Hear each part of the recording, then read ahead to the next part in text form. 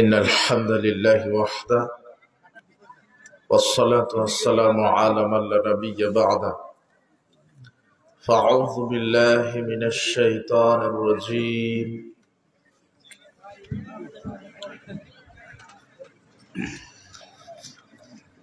أفحكم الجاهلية يبغون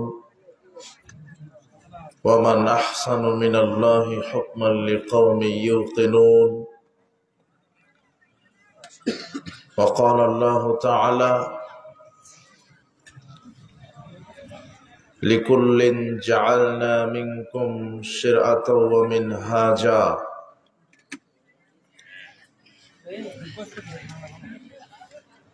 عن ثوبان قال رسول الله صلى الله عليه وسلم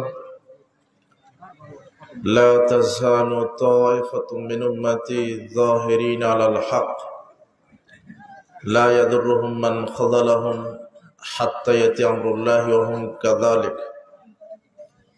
رواه مسلم عن أبي هريرة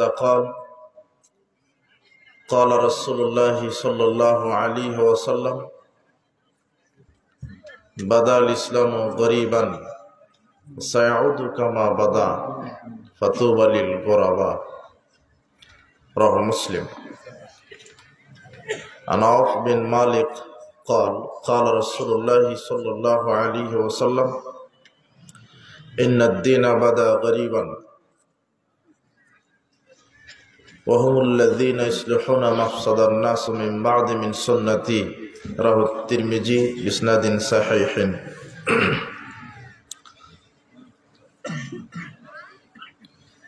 আজকের ইসলামী জালসার সম্মানিত সভাপতি, প্রধান অতিথি, বিশেষ অতিথিবৃন্দ, আমন্ত্রিত অতিথিবৃন্দ,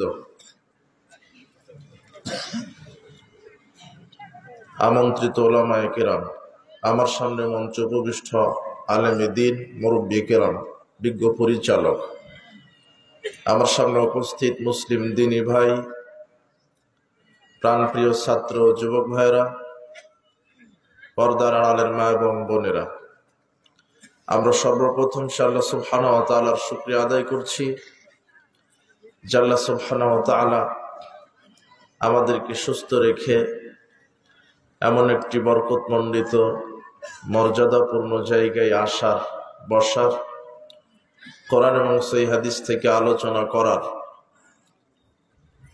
কোরআন এবং সহিহ হাদিস থেকে আলোচনা শ্রবণ করার তৌফিক দিয়েছেন। সে আল্লাহ সুবহানাহু ওয়া তাআলার শুকরিয়া আদায় করছি। আমরা সকলেই বলছি আলহামদুলিল্লাহ। দরুদ ও সালাম আমাদের নবী, শেষ নবী মুহাম্মদ সাল্লাল্লাহু আলাইহি ওয়াসাল্লামের জন্য। আমরা আজকে যে বিষয়টি নিয়ে আলোচনা করব, সে বিষয়টি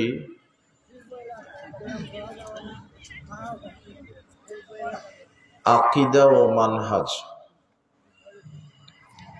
মানহাজের গুরুত্ব, বিশুদ্ধ আকীদা, বিশুদ্ধ মানহাজের গুরুত্ব, উল্লেখিত বিষয় আমরা কোরআন এবং সহিহ সুন্নাহ অনুযায়ী আলোচনা করার চেষ্টা করব ইনশাআল্লাহ। আলোচনা শুরু করার পূর্বেই মাইকের আওয়াজ যতদূর পর্যন্ত যায়, যারা রাস্তাঘাটে, দোকানপাটে অযথা ঘোরাফেরা করছেন, হাঁটা চলাচল করছেন, বিশৃঙ্খলা করছেন, কথা বলছেন, সব কিছুকে পরিহার করে আজকের ইসলামী জালসাটিকে আপনারা মূল্যায়ন করার চেষ্টা করেন। যারা কথা বলছেন, যেসব মা বোনেরা গল্প করছেন, আপনারা বিশৃঙ্খলা পরিহার করে, নীরবতা পালন করে আমাদেরকে মূল্যায়ন করার চেষ্টা করেন। আপনাদের প্রতি আমাদের বিনীত আহ্বান, আমরা যতক্ষণ কোরআন এবং সহিহ হাদিস থেকে আলোচনা করব, ততক্ষণ আপনারা ধৈর্যের সাথে, শালীনতার সাথে, শিষ্টাচারের সাথে, নম্রতার সাথে, ভদ্রতার সাথে বিনয়ের সাথে চুপে সারে মনোযোগী হয়ে আমাদের আলোচনা শোনার এবং বোঝার চেষ্টা করবেন।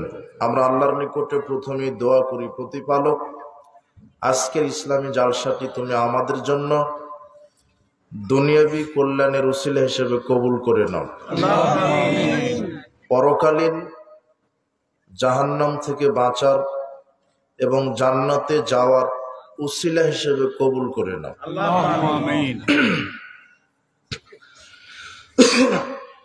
আমি আজকে যে বিষয়টা আপনাকে বোঝাতে চাচ্ছি, সেই বিষয়টা বলাও কঠিন, বোঝানোও কঠিন, বোঝাও কঠিন। আর কিছু কিছু বিষয় আছে যেগুলি মানুষকে শয়তান বোঝাতে দিবে না। মানুষের চিরন্তন প্রকাশ্য শত্রু হলো শয়তান। শয়তান চাইবে না যে সঠিক দিন মানুষ বুঝে ফেলুক। খুব মনোযোগ দিবেন। আর যারা বাদাম খাচ্ছেন, নিজেকে মানুষ পরিচয় দিবেন। এখন বলবেন যে আমি এখন মানুষ।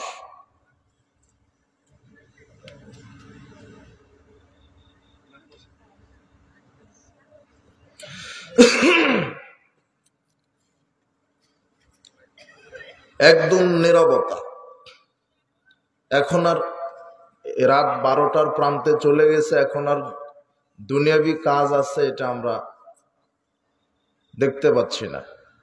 খুব মনোযোগ দিবেন আর কষ্ট স্বীকার করবেন। আজকে ধৈর্য ধারণ করবেন, বক্তব্যটি বোঝার চেষ্টা করবেন। যারা বিজাতি, বিধর্মী, যাদের ঈমান নাই, আল্লাহর পক্ষ থেকে মনোনীত দিন হচ্ছে ইসলাম। বলেন তো কি? ইসলাম। আল্লাহ সুবহানাহু ওয়া তাআলা বলছেন, ইন্নাদ-দীনা ইনদাল্লাহিল ইসলাম। আল্লাহর মনোনীত দিন হচ্ছে ইসলাম। ওয়া মা ইয়াবতাগি গায়রাল ইসলামি দীনান ফালা ইউকবালা মিনহু ওয়া হুয়া ফিল আখিরাতি মিনাল খাসিরিন। আল্লাহ বলছেন যে ইসলাম ব্যতীত অন্য যে কোনো কেউ যদি ধর্ম মানে, দিন মানে, মতবাদ মানে, ইজম মানে, ইসলামকে বাদ দিয়ে আপনি যত দিন, ধর্ম, ইজম মানেন না কেন, পরিণাম জাহান্নাম।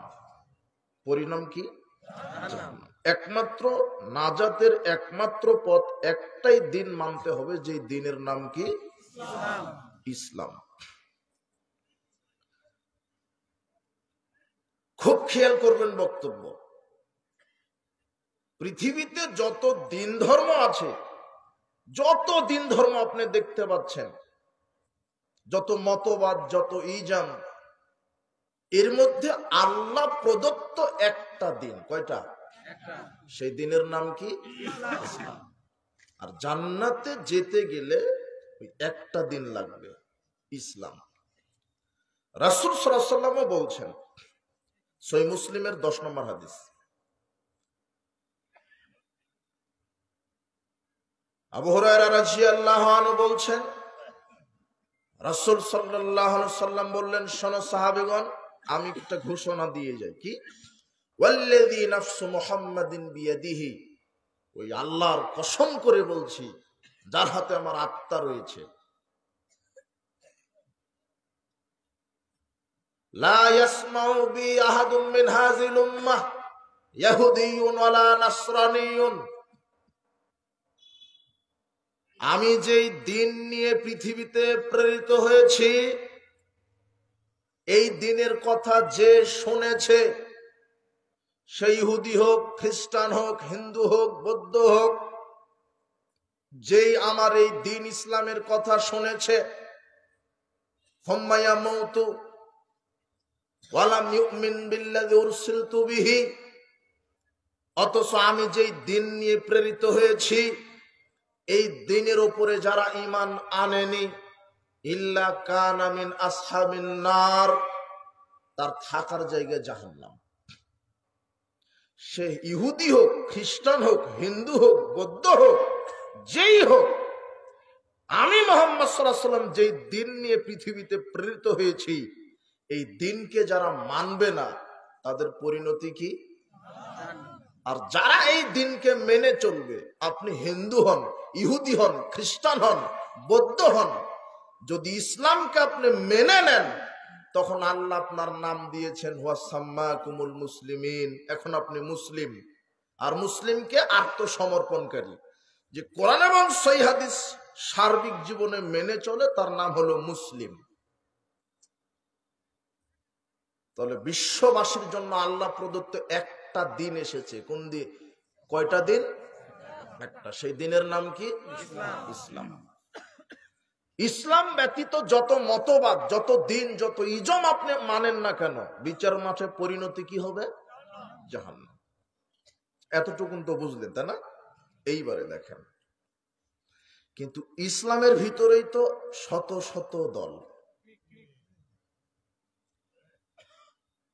সূরা আনামের 159 নম্বর আয়াত, ইন্নাল্লাযীনা ফাররাকু দীনাহুম ওয়া কানু শিয়আ লাস্তা মিনহুম ফি শাই।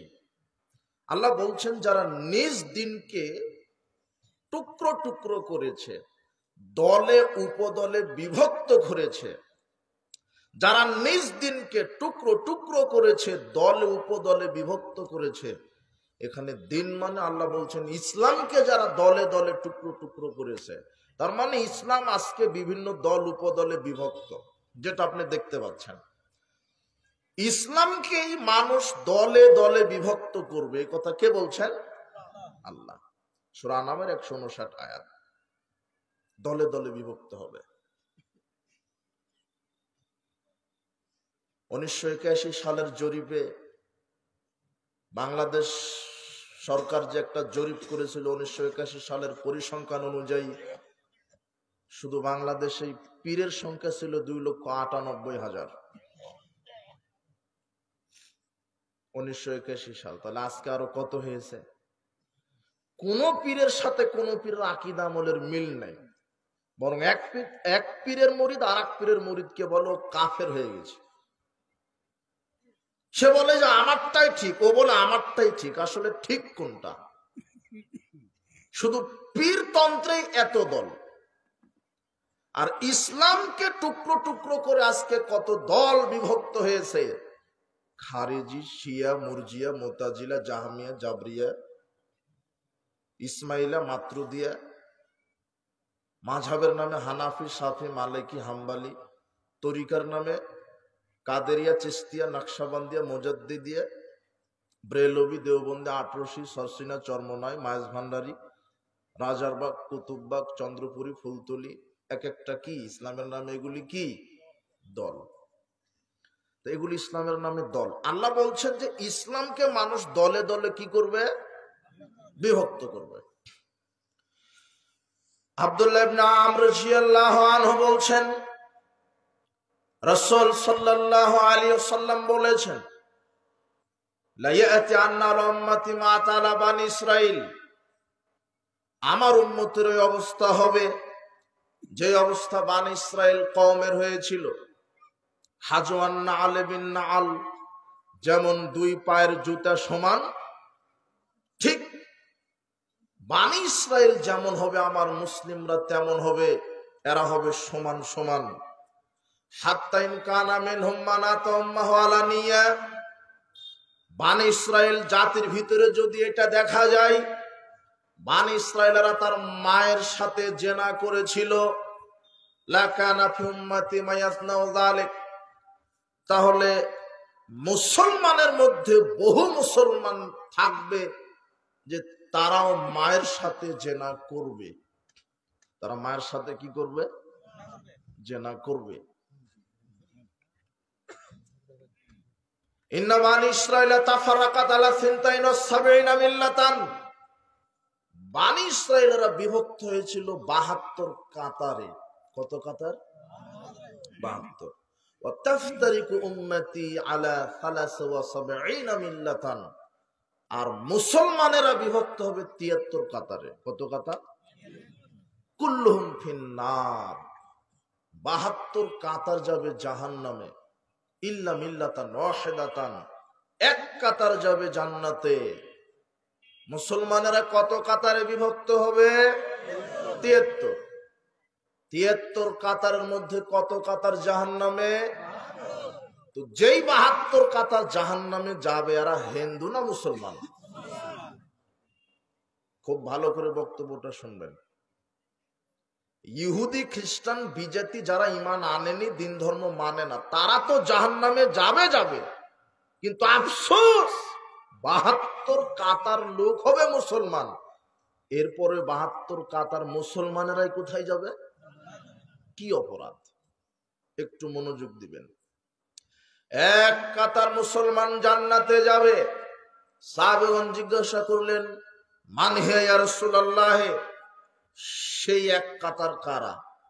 তখন তিনি বললেন, মা আনা আলাইহি ওয়া আসহাবি, আমি এবং আমার সাহাবীগণ যার ওপরে আছে তার ওপরে যারা থাকবে, অর্থাৎ আমি মুহাম্মদ সাল্লাল্লাহু আলাইহি ওয়াসাল্লাম এবং আমার সাহাবীগণ আছি কোরআন এবং হাদিসের উপরে। যারা সার্বিক জীবনে কোরআন এবং সেই হাদিসের উপরে থাকবে এরাই হবে বিচারের মাঠে সরাসরি জান্নাতি দল। এক কাতার জান্নাতি। তিরমিজি 2641 নম্বর হাদিস এটা। তাহলে মুসলমানেরা কত কাতারে মোট বিভক্ত হবে? 73। কত কাতার জাহান্নামী? 72। কত কাতার জান্নাতি? তো যেই 72 কাতার জাহান্নামী এরা কি হিন্দু না মুসলমান? আপনিও তো বলছেন আমিও মুসলমান, কিন্তু আপনি কোন দলের এটা কি কোনোদিন ভেবে দেখেছেন? একটু চিন্তা করবেন। আমি বলবো না যে আপনি জাহান্নামী, আমি এখানে বলতে আসিনি যে আপনার দল জাহান্নামে আমার দল ঠিক, এটা বলতে আসেনি। শুধু আপনাকে আজকে কিছু শোনাতে এসেছি, বিবেচনা আপনার হাতে রেখে যাবো ইনশাআল্লাহ।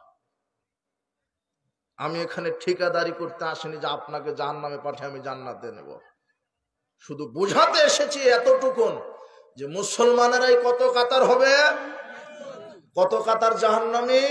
72। মুসলমানই 72 কাতার জাহান্নামে যাবে। তোরা কোন মুসলমান? আর এক কাতার মুসলমান জান্নাতে যাবে। আল্লাহ সুবহানাহু ওয়া তাআলা বলছেন সূরা আরাফ 7 নম্বর সূরা 181 নম্বর আয়াত, ওয়া মিম্মান খালাকনা উম্মাতুন ইয়াহদুনা বিল হক ওয়া বিহি ইয়াদিলুন, আমার সৃষ্টির ভিতরে একটি দল হক অনুযায়ী চলবে।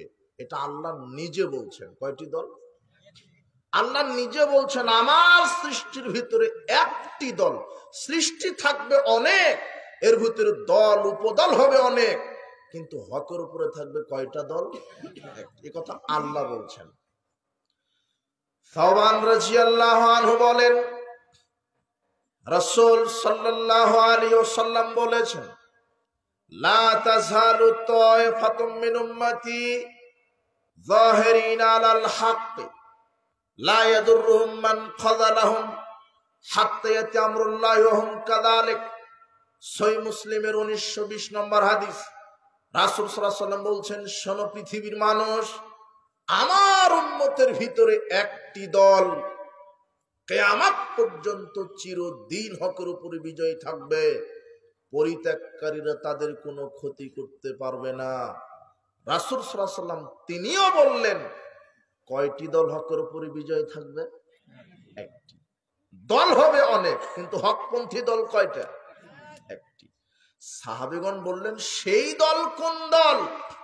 তখন তিনি বললেন, যারা সার্বিক জীবনে শুধু কোরআন এবং সহিহ হাদিসের উপরে চলবে, কোরআন এবং সহিহ হাদিসের উপরে যারা থাকবে, তারা খাওয়া, পেশাব, পায়খানা, হাট বাজার, স্কুল কলেজ, শিক্ষা, রাজনীতি, অর্থনীতি, সমাজনীতি, সালাত, সিয়াম, হজ, যাকাত, যা কিছু করতে যাচ্ছে সবকিছু করবে কোরআন আর কি অনুযায়ী? সহিহ হাদিস অনুযায়ী। যারা কোরআন এবং সহিহ হাদিস অনুযায়ী চলবে এরাই হবে বিচার মাঠে সরাসরি জান্নাত প্রাপ্ত দল।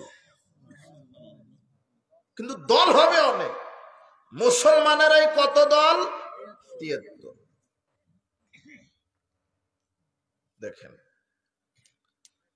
যারা সালাত আদায় করে না সজ্ঞানে স্বেচ্ছা ইচ্ছাকৃত ভাবে, এরা তো বেদিন, এদের না ইমান আছে না দিন আছে।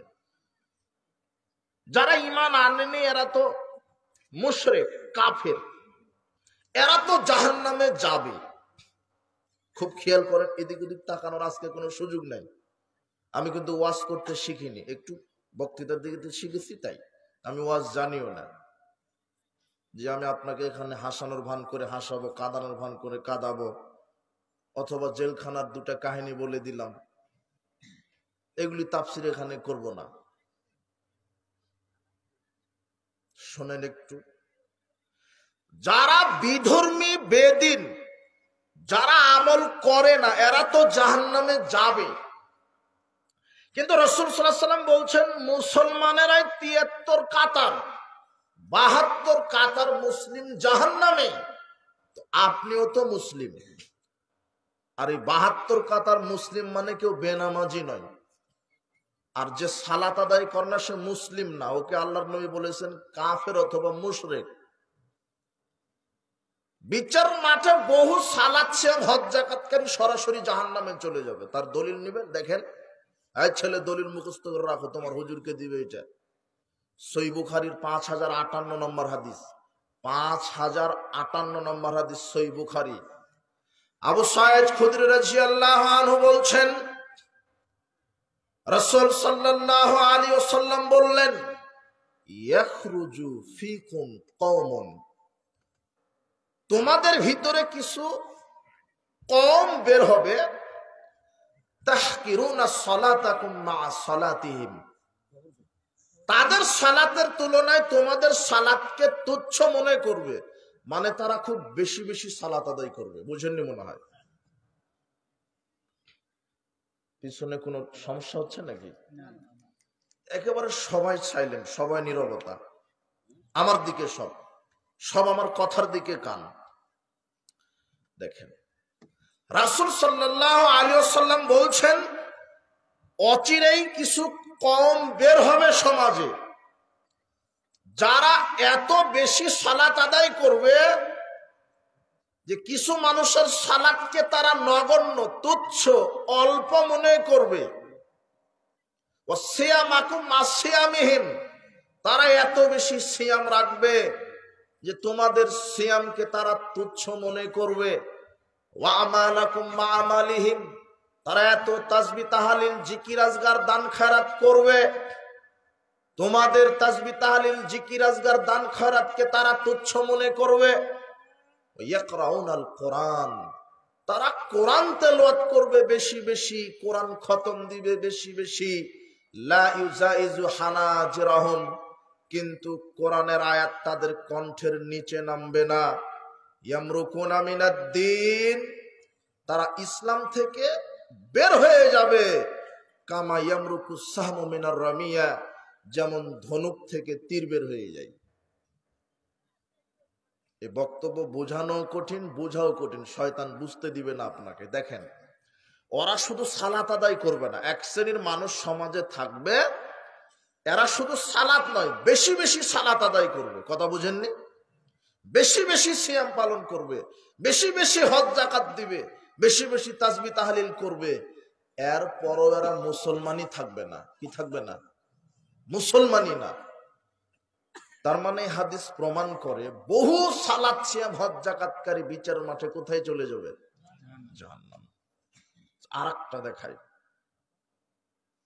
এটা হলো বুখারীর হাদিসে, এবার অনুবাদ করলাম। কত নম্বর হাদিস বললাম? 5058, মনে আছে? এবারে তুমি তিরমিজি খুলো, 2863 নম্বর হাদিস। হারেস আল-আশআরী রাদিয়াল্লাহু আনহু বলছেন, রাসূল সাল্লাল্লাহু আলাইহি ওয়াসাল্লাম বলেছেন, মান দা বিদাওয়াল জাহেলিয়া, যে ব্যক্তি মানুষকে জাহেলিয়াতের পথে আহ্বান করে। জাহেলিয়াত মানে রাসূল সাল্লাল্লাহু আলাইহি ওয়াসাল্লাম আসার পূর্বের যে যুগটা, সেটা আইয়ামে জাহেলিয়াত বলা হতো। কেন? ওই সময় মানুষ জাহেলি কাজ করত। কেমন? নারীর সাথে জেনা করত, নারীর শরীর বিক্রি হতো টাকা দিয়ে, তার মানে ওটা জাহেলিয়াত। কথা বুঝনি মনে হয়? জেনা ব্যভিচার করা কি জাহেলিয়াত? ওই সময় মক্কার কাফের মুশরিকরা সুদ ভিত্তিক অর্থনীতি চালু রেখেছিল, তার মানে সুদ খাওয়া কি জাহেলিয়াত। ওই সময় মক্কার কাফের মুশরিকরা দূর থেকে নর্তকী গান বাজনা ক্রয় করে নিয়ে এসে নর্তকী গান বাজনা বাজাতো। তার মানে গান বাজনা বাদ্যযন্ত্র বাজানো কি জাহেলিয়াত। ওই সময় মক্কার মুশরিকরা ওই জুয়া খেলতো, ছড় খেলতো, বিভিন্ন জুয়া খেলতো। তার মানে এখন যেগুলি ছক্কা চৌসার লুডু ক্যারাম তাস খেলা হচ্ছে, এগুলি খেলা কি জাহেলিয়াত। মক্কার কাফের মুশরিকরা মদ পান করতো, মাতাল হয়ে থাকতো, তারা মদকে হারাম মনে করতো না। মদ পান করা কি জাহেলিয়াত। আইয়ামে জাহেলিয়াতের যুগে আর কি হতো, নারীদেরকে জীবন্ত ছোট নারীদেরকে পুঁতে রাখা হতো। পিতা মনে করতো যে কন্যা সন্তান এটা হলো অপমানের বস্তু, সে নিতে পারতো না যে আমি কন্যা সন্তানের বাপ হয়েছি। আজকে আপনিও নিতে পারেন না, আপনার বন্ধু আপনার সমাজের লোককে বলতে পারেন না লজ্জা শরমে যে আমার কন্যা হয়েছে। ছেলে সন্তান হলে বুক ফুলিয়ে বলেন যে আমার ছেলে হয়েছে। কথা বুঝেননি? এই রোগ আপনার ভিতর আছে। আইয়ামে জাহেলিয়াতের যুগে যেগুলি হতো, সুদ, তারা ঘুষ খেত, তারা দুর্নীতির সাথে জড়িত ছিল, তারা মূর্তি পূজা করত, এগুলি এক একটা জাহেলিয়াত। তারা গান বাজনা শ্রবণ করত, নিজের স্ত্রী থাকার পর আরেকজন স্ত্রীর সাথে জেনা করত, নিজের স্বামী থাকার পর পরপুরুষের সাথে জেনা করতে, এগুলো হলো জাহেলিয়াত।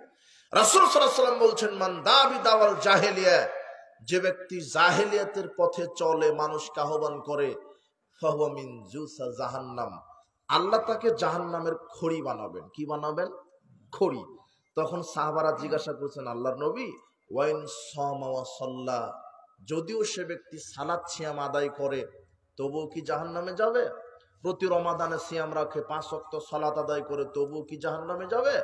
রাসূল সাল্লাল্লাহু আলাইহি ওয়াসাল্লাম বলছেন, ওয়াইন সামা ওয়া সাল্লা ওয়া জামা আন্নাহু মুসলিম, হ্যাঁ, যদিও সে সালাত সিয়াম কেন নিজেকে যদি পাক্কা মুসলিমও দাবি করে, আর যদি জাহেলিয়াতের কর্মকাণ্ডের ভিতরে থাকে, সুদ ঘুষ জেনা ব্যভিচার মাদক হত্যা দুর্নীতি জেনা এই আপনার জুয়া শিরক এর ভিতরে যদি থাকে, ও যত বড়ই নিজেকে মুসলিম দাবি করুক, পরিণাম কি হবে?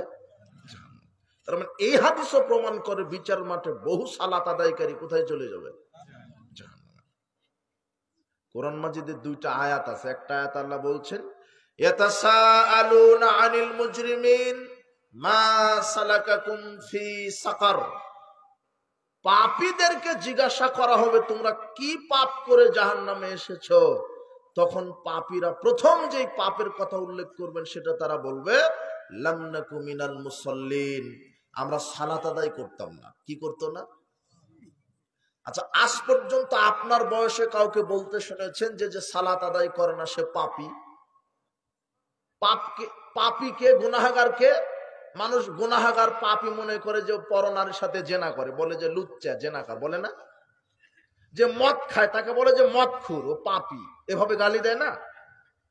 একজন লোক যদি কারো সম্পদ চুরি করে, গরু চুরি করে বা কোনো কিছু চুরি করে, স্বর্ণ টাকা চুরি করে বা ডাকাতি দেয়, বলে ডাকাত, ও হলো চোর, এবং বলে না? মানে পাপী মনে করে। চোরকে মানুষ কি মনে করে? না চুরি করা নেকির কাজ। কথা বুঝে নেব না? যে ঘুষ খায়, যে সুদখোর, একে বলে যে পাপী। সুদ খাওয়া কি পাপ? বলেন তো, সুদ খাওয়া কি পাপ? ঘুষ খাওয়া কি? মাদক সেবন করা কি? পরনারীর সাথে জেনা করা কি? পরপুরুষের সাথে জেনা করা কি পাপ? মানুষ হত্যা করা কি? আপনি এতদিন এটাই শুনেছেন যে আসলে লোকটা হত্যা করেছে অমুককে, হত্যাকারী হলো পাপী, ও ঘুষখোর হলো পাপী, ও সুদখোর হলো পাপী, ও জেনাকার হলো পাপী, ও মদখোর হলো পাপী। কিন্তু আপনি কোনোদিন আপনার বয়সে এই কথা বলতে শুনেছেন হলো বেনামাজি হলো পাপী? বুঝেননি মনে হয়।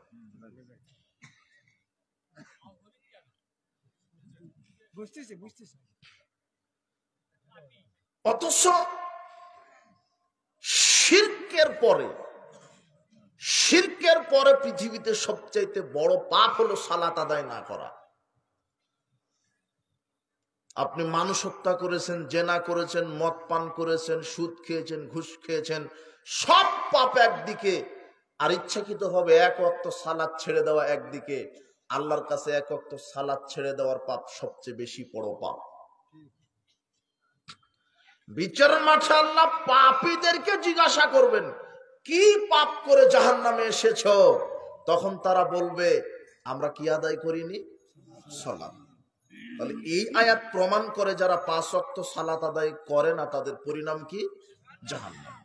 কিন্তু আরেকটা আয়াত আছে, ফাওয়াইলুল লিল মুসাল্লিন, মুসল্লিদের জন্য জাহান্নাম। এখানে আক্ষেপ, এখানে আফসোস।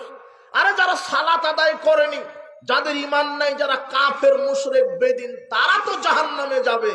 কিন্তু আল্লাহর নবী বলছেন যে এক শ্রেণীর মুসল্লি বেশি বেশি সালাত আদায় করার পরেও কোথায় যাবে? তো তার জন্য কি আক্ষেপ নয়? যারা বেদিন, যারা বিধর্মী, তারা তো জাহান্নামে যাবে। কিন্তু আপনি নিজেকে মুসলিম দাবি করার পরও 72 কাতার মুসলমান জাহান্নামে যাবে, এটা কি তাদের জন্য বড় পরিতাপ, আক্ষেপের বিষয় নয়? তাহলে এই মুসলিম, এই 72 কাতার মুসলিম কারা? আল্লাহ সুবহানাহু ওয়া তাআলা বলছেন, ওয়া মা ইউমিনু আকসারুহুম বিল্লাহ ইল্লা ওয়া হুম মুশরিকুন। অধিকাংশ মানুষ আল্লাহকে বিশ্বাস করে আবার আল্লাহর সাথে শরীকও করে। অধিকাংশ মানুষ আল্লাহকে বিশ্বাস করে আবার আল্লাহর সাথে শিরকও করে। কেমন করে? ওরা আল্লাহকে বিশ্বাস করে, নবীকে বিশ্বাস করে, সালাত আদায় করে, কিন্তু আল্লাহর সাথে শিরক করে। মানে আল্লাহর সমকক্ষ অন্য কাউকে মনে করে। কোন পীর, কোন ওলি, কোন গাউস, কোন কুতুব, কোন কবর, কোন খানকা, কোন মাজার, এর মাধ্যমে তারা শিরক করে। সেজদা দিতে হবে আল্লাহকে, এরা মসজিদেও সেজদা করে, মাজারেও সেজদা করে। কুরবানি করতে হবে আল্লাহর নামে, এরা আল্লাহর নামে কুরবানি করে, মানত করে। মাজারে মরা পীরের নামে, পীরের নামে যে পোষা কুমির, কচ্ছপ, গজাল, এদের নামেও মানুষ মানত করে, কুরবানি করে। করে না? করে। তাহলে এরা আল্লাহকে বিশ্বাসও করে আবার আল্লাহর সাথে শরীকও করে। আল্লাহ সুবহানাহু ওয়া তাআলা বলছেন, ওয়া মিনান নাস মান ইয়াকুলু আমান্না বিল্লাহি ওয়া বিল ইয়াউমিল আখির। মানুষের মধ্যে এমন বহু মানুষকে দেখতে পাবে যারা বলবে যে আমি আল্লাহকে বিশ্বাস করি, পরকালকে বিশ্বাস করি, ও মা হুম বিমুমিনিন, কিন্তু আসলে ওরা মুমিনই না। কথা বুঝেননি মনে হয়? মানুষের ভিতর অনেক মানুষ বলবে যে আমি আল্লাহকে বিশ্বাস করি, নবীকে বিশ্বাস করি, পরকালকে বিশ্বাস করি, কিন্তু আল্লাহ বলছেন ওরা কি না? মুমিন না। দেখেন তো আপনি ওই ব্যক্তি হচ্ছেন না? তো দেখেন তো 72 কাতার মুসলমানের মধ্যে আপনি আছেন কিনা? বিচার মাঠে সালাত, সিয়াম, হজ, যাকাত আদায় করে মানুষ জাহান্নামে যাবে, তো আপনিও তো আদায় করেন। আপনিও তো নিজেকে মুসলমান পরিচয় দিচ্ছেন, কিন্তু কোন মুসলমান হবেন? এক কাতারের মুসলমান না 72 কাতারের? তো এক কাতারের মুসলমান হতে গেলে কোরআন এবং সহিহ হাদিস মেনে চলতে হবে। কি হাদিস? কোরআন এবং সহিহ হাদিস। বাপ দাদার দোহাই দিয়ে ইসলাম মানলে জান্নাত হবে? কথা বুঝেনিও না। কোন ইমাম, কোন খতিব, কোন মুস্তাহিদ, কোন বড় পীর, কোন দল, কোন তরিকা, কোন ইজাম, কোন মতবাদ বা কোন বাপ দাদার দোহায়, দেশাচারের দোহায়, লৌকিকতার দোহাই দিয়ে ইসলাম মানলে জান্নাত হবে না। ইসলাম মানতে হবে শুধু মুহাম্মদ সাল্লাল্লাহু আলাইহি ওয়াসাল্লামের দোহাই দিয়ে। কার দোহাই দিয়ে? মুহাম্মদ সাল্লাল্লাহু আলাইহি ওয়াসাল্লাম। ইসলাম মানতে হবে রাসূল সাল্লাল্লাহু আলাইহি ওয়াসাল্লামের তরিকায়। বিচারের মাঠে বহু মানুষের আমল নামা আল্লাহ ধুলিকণায় পরিণত করবেন। দেখেন সূরা ফুরকান 25 নম্বর সূরা 23 নম্বর আয়াত, ওয়াকাদিমনা ইলা মা আমিলু মিন আমালিন ফাজআলনাহু হাবা'আম মানসুরা। বিচারের মাঠে আল্লাহর সামনে মানুষের আমল নামা পেশ করা হবে। আপনি আমল করবেন বলে আমল নামা থাকবে। কথা বুঝেননি? আপনি যে আমল করছেন দুনিয়াতে, এর একটা আমল নামা হচ্ছে। এই আমল নামাটা বিচার মাঠে আল্লাহর সামনে পেশ করা হবে। আল্লাহ বলছেন, ফাজআলনাহু হাবা'আম মানসুরা, আমি বহু মানুষের আমলকে, আমল নামাকে ধুলিকণায় নিক্ষেপ করে দেব, ছুঁড়ে মারবো। আমি বহু মানুষের আমল কবুল করব না।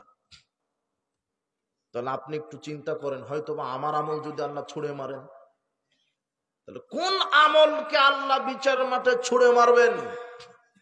কোন আমল?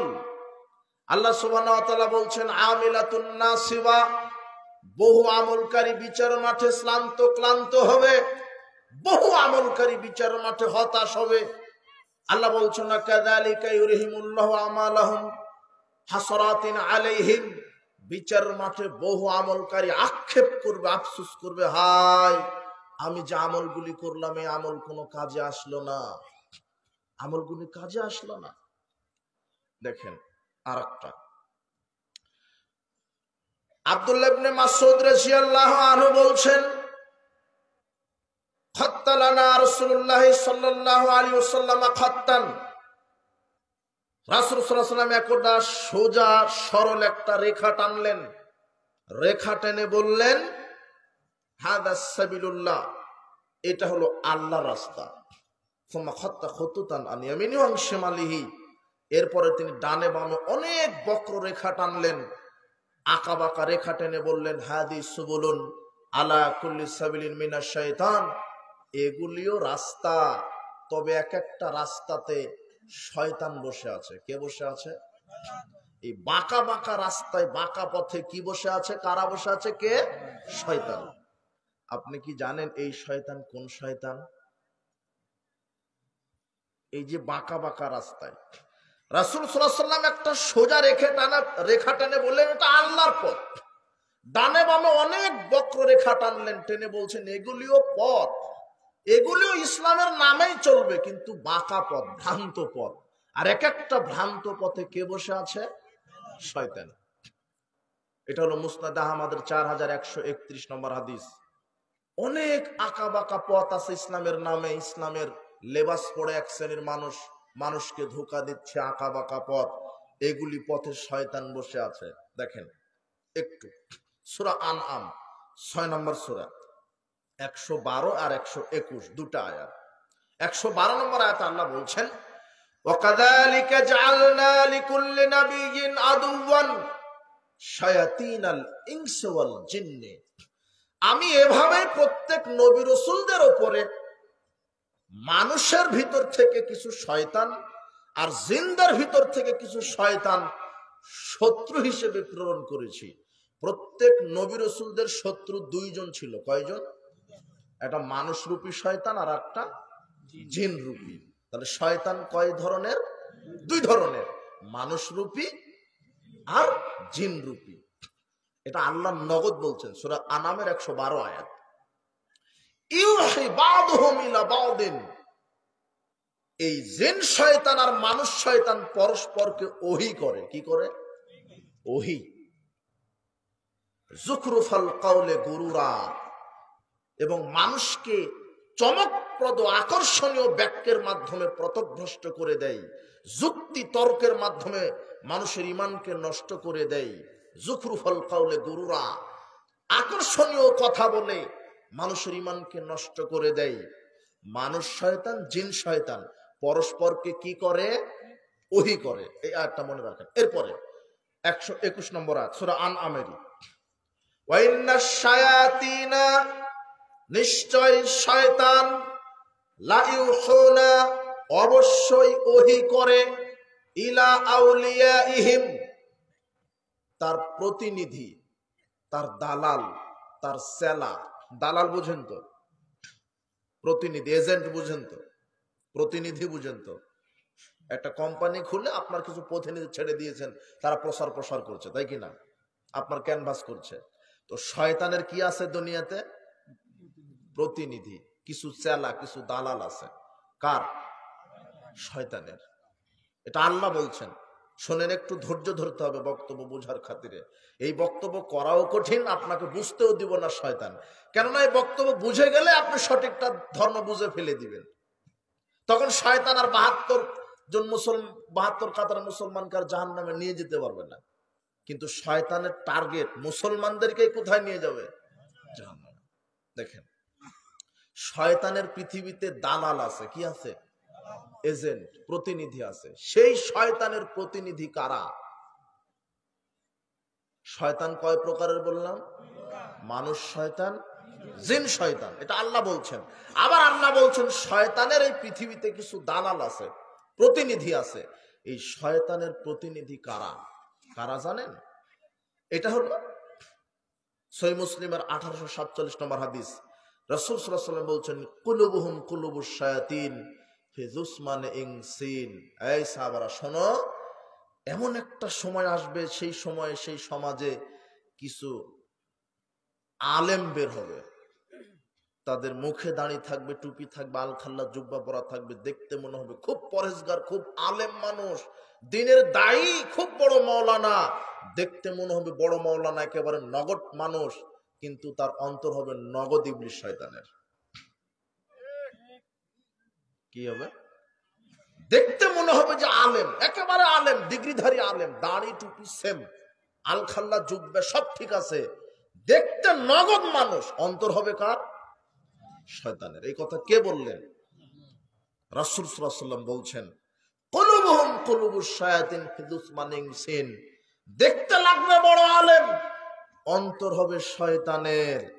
আল্লাহ বলছেন, শয়তানের এই দুনিয়াতে প্রতিনিধি আছে, আর এই শয়তানের দুনিয়াতে যেই চালা প্রতিনিধি, এরা হলো ভণ্ড এক শ্রেণীর আলেম সমাজ। এরা ধর্মকে বিকৃত করছে, কোরআন হাদিসের বিকৃতি করছে। এই ভ্রান্ত পথভ্রষ্ট আলেম জাতিকে মুশরিক বানাচ্ছে, বেদাতে আমল শিখিয়ে দিচ্ছে, আর এই ডেলিভারি, এই ওহিটা শিখাইয়া দিচ্ছে ইবলিস শয়তান নিজে। এটা আল্লাহ বলছেন, ইবলিস শয়তান তার প্রতিনিধিকে কি করে? ওহি করে। ইউহি বাদহুম ইলা বাদিন। জিন শয়তান মানুষ শয়তানকে কি করে? ওহি করে। মানুষ শয়তান হলো আলেম রূপী শয়তান, আর জিন শয়তান হলো ইবলিস শয়তান। কথা বুঝেননি মনে হয়? খুব ভালো করে বেনটা নিউট্রাল করে, এখনো বুঝেননি। আমার বক্তব্যের গতিতে বলছেন বুঝেছি। এই হাদিসটা যদি আপনি বুঝেন, তাহলে আপনি নগদ বুঝে নেবেন। এখন এই হাদিসটা বললে আপনি বুঝে নেবেন যে আসলে আলেম শয়তান কি জিনিস। সহিহ বুখারী 3606 নম্বর হাদিস। কত? 3606, সহিহ বুখারীর হাদিস। হুযায়ফা ইবনুল ইয়ামান রাদিয়াল্লাহু আনহু বলছেন, কানান নাসু ইয়াসআলুনা রাসূলুল্লাহ সাল্লাল্লাহু আলাইহি ওয়াসাল্লাম আনিল খায়রি। মানুষেরা রাসূল সাল্লাল্লাহু আলাইহি ওয়াসাল্লামকে জিজ্ঞাসা করত কল্যাণ সম্পর্কে। ওয়া কুনতু আসআলুহু আনিশ শাররি মাখাফাতা ইদরিকানে। আর আমি রাসূল সাল্লাল্লাহু আলাইহি ওয়াসাল্লামকে জিজ্ঞাসা করতাম অকল্যাণ বিষয়ে, যাতে করে অকল্যাণ আমাকে পেয়ে না বসে, আমি যেন ঈমান হারা হয়ে না যাই, আমি যেন আমল করে জাহান্নামে চলে না যাই। কোন কোন আমল করলে আল্লাহ কবুল করবেন, কিভাবে করলে কবুল করবেন, আর কি করলে ঈমান নষ্ট হবে, এই অকল্যাণ সম্পর্কে আমি জিজ্ঞাসা করতাম, যাতে আমার ঈমান আমলকে বাঁচিয়ে রাখতে পারি। তো আমি বললাম, ইয়া রাসূলুল্লাহ, ইন্না কুন্না ফি জাহিলিয়াতিন ওয়া শাররিন। আমরা তো জাহেলি যুগে ছিলাম, অকল্যাণের যুগে ছিলাম। ফাজান আল্লাহু বিহাদাল খায়র। এই যে ইসলামটা, এই যে কল্যাণটা, এটা তো আল্লাহ দিলেন আমাদেরকে। ফাহাল বাদা হাযাল খায়র মিন শাররিন। তো এই যে কল্যাণটা দিলেন, এই কল্যাণের পরে কি আবার অকল্যাণ আসবে? রাসূল সাল্লাল্লাহু আলাইহি ওয়াসাল্লাম বলছেন, হ্যাঁ। ক্বালা নাআম, হ্যাঁ, আবার অকল্যাণ আসবে। ফাহাল বাদা যালিকা শারর মিন খায়রিন। রাসূল সাল্লাল্লাহু আলাইহি ওয়াসাল্লামকে আবার জিজ্ঞাসা করলেন, আল্লাহর নবী, আবার যে অকল্যাণ আসবে, এই অকল্যাণের পরে কি আবার কল্যাণ আসবে? তখন আল্লাহর নবী বলছেন, হ্যাঁ, ওয়াফিহি দাখানুন। এমন একটা কল্যাণ আসবে, সেটা হবে ঘোলাটা, সেটা হবে অস্পষ্ট, সেটা হবে ধোঁয়াটা, সেটা হবে ঘোলাটা। এমন একটা কল্যাণ আসবে সমাজে, এমন একটা ইসলাম আসবে সমাজে, যে ইসলামের ভিতরে ঘোলাটা থাকবে, ধোঁয়াটা থাকবে, অস্পষ্টতা থাকবে। তখন হুযায়ফা বলছেন, ওয়ামা দাখানুহু। আচ্ছা, আমি তো বুঝলাম না, ঘোলাটা ইসলাম আবার কি, অস্পষ্ট কল্যাণ আবার কি, ধোঁয়াটা ইসলাম আবার কি? তখন আল্লাহর নবী বলছেন, কওমুন ইহদুনা বিগাইরি হাদি। শোনো, তোমাদের পরে কিছু কম আসবে, তারা আমার পথ, আমার তরিকা বাদ দিয়ে মানব রচিত, মানুষের বড় আকাবির, বড় নেতাদের তৈরি করা মতবাদ মানবে, আর আমার নামে চালিয়ে দিবে। এটা হলো অকল্যাণের যুগ, এটাই হলো অস্পষ্ট ইসলাম। কিছু মানবে, কিছু অর্ধেক মানুষের তৈরি করা দিন মানবে, এটা হলো অস্পষ্ট ইসলাম। তখন হুযায়ফা বলছেন, আল্লাহর নবী, এই অস্পষ্ট ইসলামের পরে ঘোলাটা ধোঁয়াটা ইসলামের পরে কি আবার স্পষ্ট অকল্যাণ চলে আসবে? আবার কি অকল্যাণ চলে আসবে? এইবার আল্লাহর নবীর ভাষা দেখেন, এটা বোঝানোর জন্য এই হাদিসটা ইবারত করছি, খুব খেয়াল করেন। শয়তানের পৃথিবীতে কি আছে? প্রতিনিধি, দালাল। শয়তান এদের উপরে কি নাজিল করে? ওহী। আর এই প্রতিনিধিকে এক শ্রেণীর ভণ্ড আলেম, তার দেখতে লাগবে আলখাল্লা পড়া হুজুর মনে হবে, কিন্তু এরা হবে শয়তানের দালাল। এই হাদিসটা এখন আপনাকে বুঝালে আপনি বুঝতে পারবেন। দেখেন, খেয়াল করেন। হুযায়ফা বললেন, আল্লাহর নবী, অস্পষ্ট ইসলামের পরে কি আবার অকল্যাণ চলে আসবে? এবার আল্লাহ রাসূল সাল্লাল্লাহু আলাইহি ওয়াসাল্লাম বলছেন, হ্যাঁ, দুআতুন ইলা আবওয়াবি জাহান্নাম, জাহান্নামের দিকে নিয়ে যাওয়ার জন্য কিছু বক্তা, কিছু আলেম, কিছু দায়ী বের হবে। কোন দিকে নিয়ে যাওয়ার জন্য? কারা বাইর হবে? আলেম, দায়ী, দোয়া, বহু বচন, দায়ীগণ, বক্তাগণ, আলেমগণ বের হবে। তারা বক্তব্য দিয়ে জাতিকে, জনগণকে, শ্রোতাকে কোথায় নিয়ে যাবে?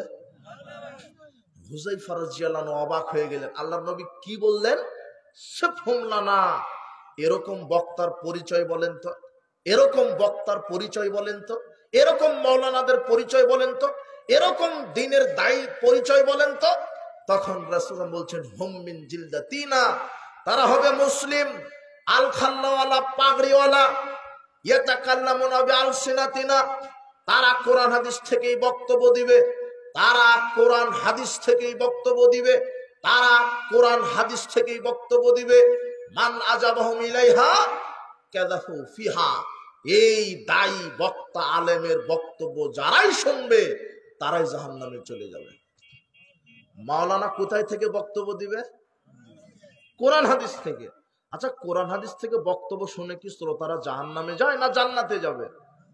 কিন্তু আল্লাহর নবী নগদ বললেন যে মাওলানা কোরআন হাদিস থেকে বক্তব্য দিবে, কিন্তু ওই বক্তব্য যারা শুনবে, শুনে যে আমল করবে, কোথায় যাবে? ঘটনা কি?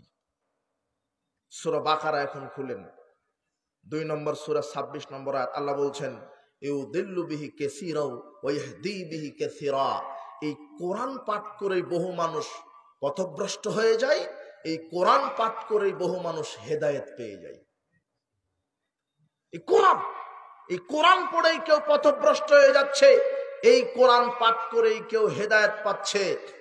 এখন আপনার কাছে আমার জিজ্ঞাসা, যে কোরআনটা পাঠ করে কারা পথভ্রষ্ট হয় আর কোরআনটা পাঠ করে কারা হেদায়েত পায়? শোনেন, এই কোরআন পাঠ করে তারাই পথভ্রষ্ট হয় যারা কোরআন তেলাওয়াত করে, ঠিক তেলাওয়াত করে সুন্দরভাবে, কিন্তু ব্যাখ্যা, বুঝ, তাফসীর শয়তানের মতো করে যারা বুঝবে, এরাই হবে পথভ্রষ্ট হয়ে জাহান্নামে চলে যাবে।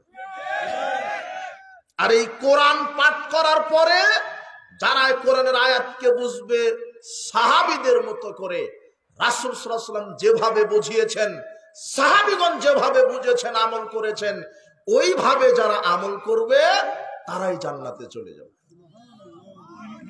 পাঠ করবে সবাই, কিন্তু কেউ বুঝবে শয়তানের মতো, কেউ বুঝবে রাসূল সাল্লাল্লাহু আলাইহি ওয়াসাল্লামের মতো। কথা বুঝেননি মনে হয়? দেখেন, মাওলানা সাহেব নগদ কোরআন হাদিস থেকে আপনাকে দলিল দিবে, বেদাতে আমলের দলিল, পীর ধরার দলিল নাকি কোরআনে আছে। পীরের মুরিদ হতে হবে, পীর ধরা ফরজ, যার পীর নাই তার পীর শয়তান।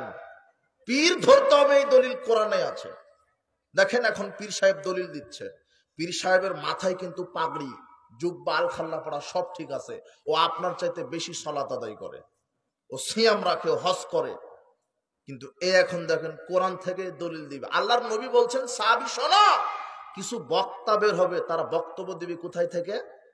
কোরআন থেকে। এই দেখেন, পীর সাহেব কোরআন থেকে দলিল দিচ্ছে যে পীর ধরতে হবে, কোরআনে আছে কি, ইয়া আইয়ুহাল্লাযীনা আমানুত্তাকুল্লাহ ওয়াবতাগু ইলাইহিল ওয়াসিলা, হে পৃথিবীর বিশ্বাসীগণ, আল্লাহকে ভয় করো, ওয়াসিলা তালাশ করো। আয়াত ঠিক আছে, অনুবাদ ঠিক আছে, কিন্তু ব্যাখ্যাটা যে করলো এ হলো মানুষ, আর ওহিটা যে নাজিল করলো এই ভণ্ড আলেমের কাছে হলো ইবলিস শয়তান।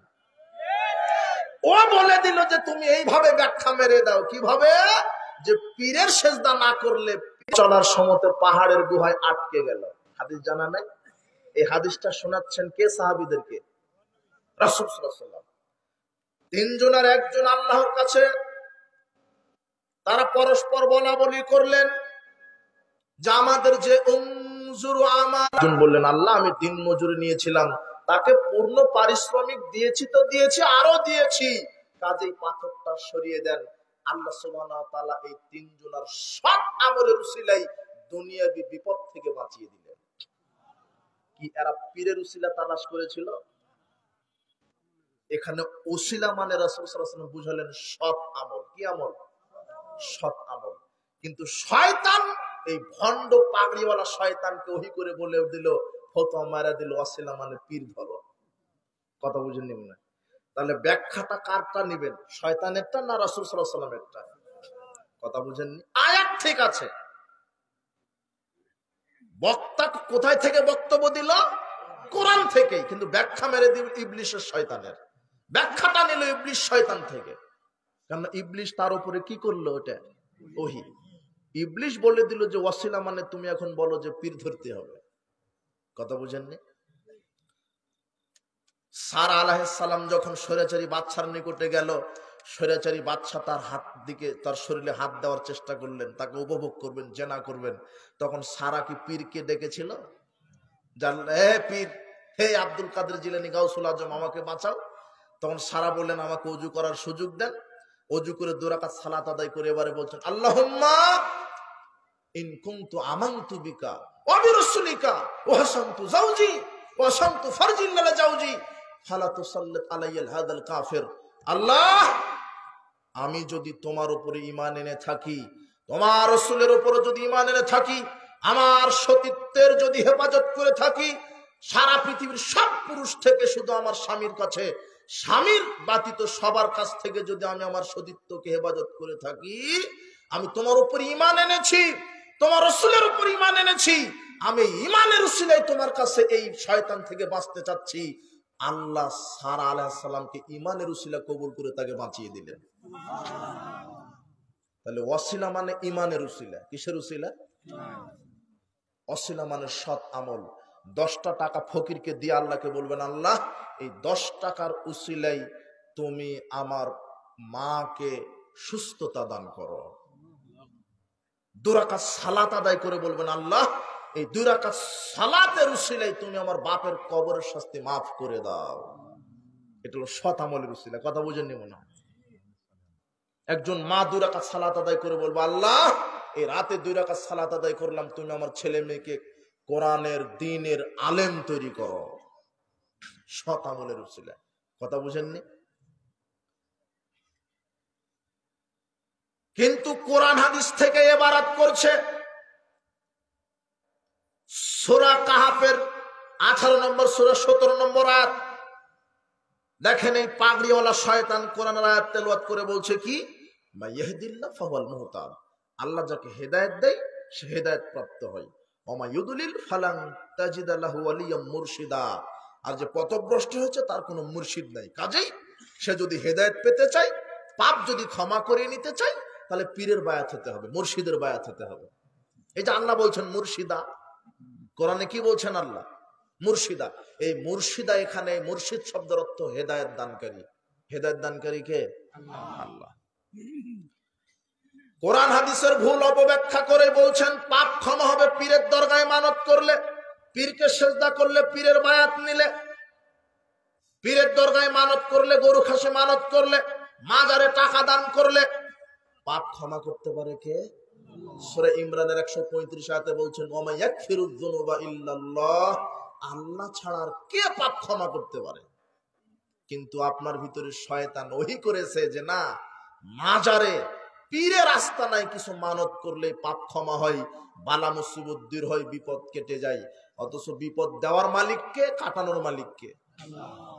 আচ্ছা, ওই যে একজন লোক 99 জন লোককে হত্যা করেছিল, এই হাদিসটা জানেন না? পরে ওই যে দরবেশের কাছে গেল ফতোয়া চাইতে, দরবেশ কি বললো যে ক্ষমা হবে না। পরে দরবেশকেও কি করে দিল? তাহলে কয়জন হলো? 100 জন।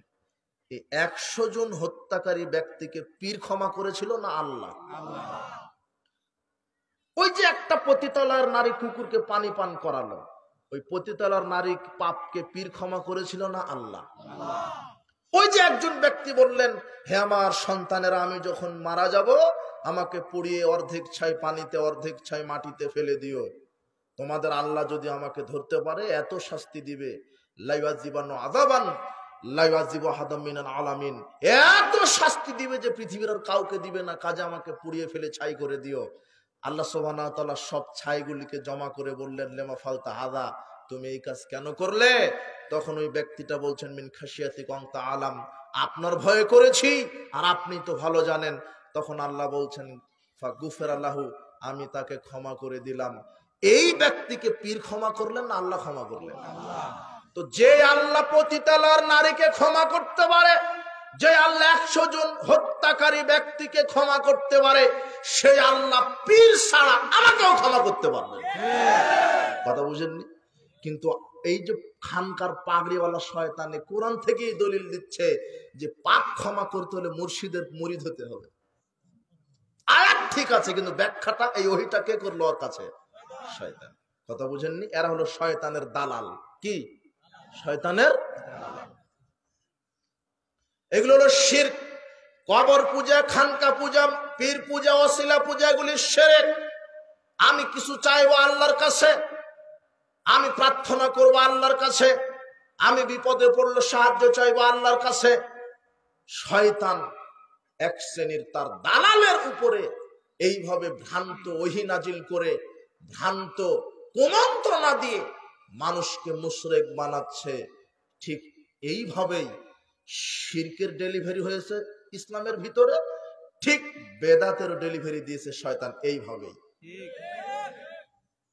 এখন আপনাকে দেখেন সমাজে প্রচলিত ভ্রান্ত আমল একটু দেখায়।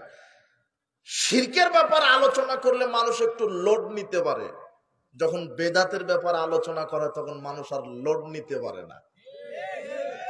কেননা সমাজে যত আমল সব আছে সব বাপ দাদার দোহাই দিয়ে চলছে, ধর্মের দোহাই দিয়ে নয়, রাসূল সাল্লাল্লাহু আলাইহি ওয়াসাল্লামের দোহাই দিয়ে নয়, বাপ দাদার দোহাই দিয়ে চলছে, বড় হুজুরের দোহাই দিয়ে চলছে। বড় হুজুর, তোমার হুজুর বলছে আমার কাছে এই তরিকা স্বপ্নে নাজিল হয়েছে। তাবলিগের এই তরিকা, তাবলিগ জামাতের তরিকা তোমার হুজুরের উপরে কিসে নাজিল হয়েছে? স্বপ্নে।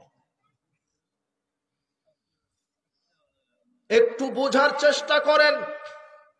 আয়েশা রাদিয়াল্লাহু তাআলা আনহা বলছেন, রাসূল সাল্লাল্লাহু আলাইহি ওয়াসাল্লাম বলেছেন, মান আমিলা আমালান, যে ব্যক্তি কোনো আমল করলো, লাইসা আলাইহি আমরুনা, আর সেই আমলের নির্দেশ যদি আমি মুহাম্মদ সাল্লাল্লাহু আলাইহি ওয়াসাল্লাম দিয়ে না থাকি, ফাওরাদ, তাহলে সেটা বাতিল হবে। কি হবে? আপনি যদি কোনো আমল করেন আর সেই আমলটা যদি রাসূল সাল্লাল্লাহু আলাইহি ওয়াসাল্লাম করতে না বলেন, তাহলে সেই আমলটা কি হবে? আজকে আফসোস, বিশ্বাস করেন, যারা আমল করছে না তারা তো জাহান্নামে যাবেই, কিন্তু আমল করার পরেও বহু মানুষ কোথায় যাবে?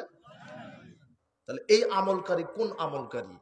যেই আমলের ভিতরে কোনো দলিল নাই।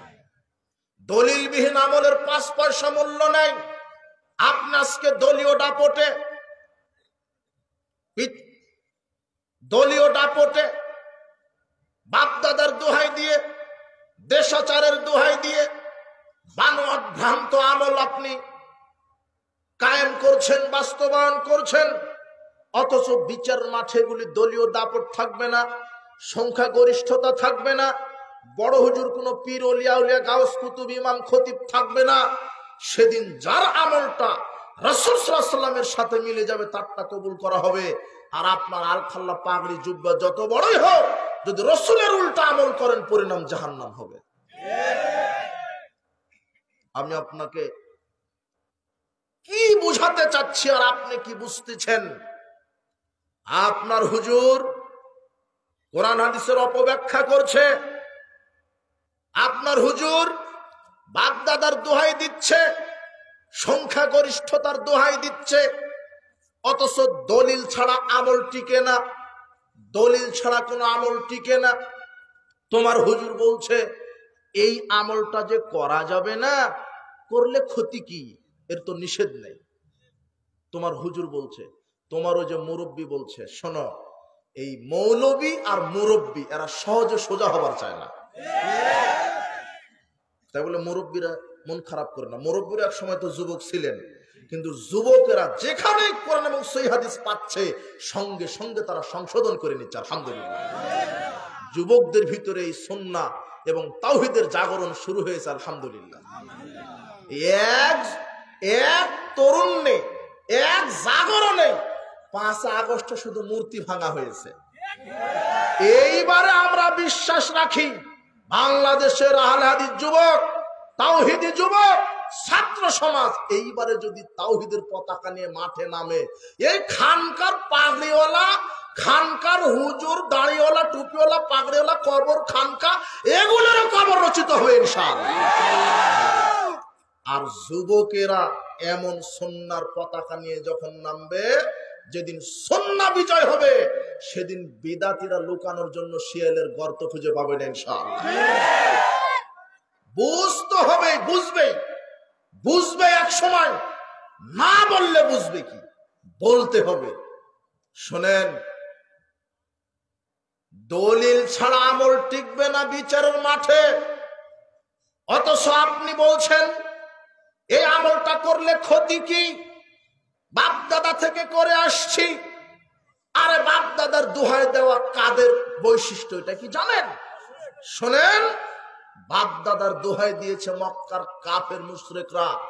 সূরা বাকারার 170 নম্বর আয়াত আপনি খুলেন, আল্লাহ বলছেন, ওয়াইযা কিলা লাহুম, যখন তাদেরকে বলা হয় ইত্তাবিউ মা আনজালাল্লাহ, আল্লাহ যেই কোরআন হাদিস নাজিল করেছেন এর অনুসরণ করো, তখন মক্কার কাফের মুশরিকরা বলেছিল, না না না, বাল নাত্তাবিউ মা আলফাইনা আলাইহি আবাআনা, না না না না, আমরা বাপ দাদা থেকে যা পেয়ে এসেছি সেটাই মেনে চলবো। বাপ দাদার দোহাই দিয়ে ধর্ম মানে এটা কাফের মুশরিকদের আচরণ। এটা আল্লাহ নগদ বলছেন, আমি বলিনি আপনাকে কাফের মুশরিক। তবে বাপ দাদার দোহাই দেওয়া এটা কাদের বৈশিষ্ট্য? সূরা বাকারা 170 নম্বর আয়াত লিখে নেন, পড়াশোনা করেন। শোনেন, বাপ দাদার দোহাই কেন? এখন যদি আপনি অন্য নবীর দোহাই দিয়ে দেন তাহলে ধর্ম চলবে না। ধর্ম চলবে একজন নবীর দোহাই দিয়ে, যার নাম মুহাম্মদ সাল্লাল্লাহু আলাইহি ওয়াসাল্লাম। তার তরিকাতে দলিল লাগবে। আশ্চর্য কথা, আপনি নগদ বাপ দাদার দোহাই দিয়ে একটা আমল করছেন, আর করে বলছেন বাপ দাদা থেকে করে আসছি, করলে ক্ষতি কি? আর এটা যে বেদাত, এর নিষেধের দলিল কোথায়? ও একেবারে শয়তানের মাথায় পেশাব করে দিয়েছে। ওর ব্রেনের উপরে শয়তান কি করে দিয়েছে? পেশাব। আচ্ছা বলেন তো, আমি রাজশাহী থেকে এসে এখানে বলছাই এই জমিটা, এই মাঠ আমার, এই মাঠ কি, এই মাঠের মালিক আমি, তখন আপনারা সবাই বলবেন হুজুর দলিল কোথায়? বলবেন না? এই মাঠের মালিক যে আপনি, তার কি দেন?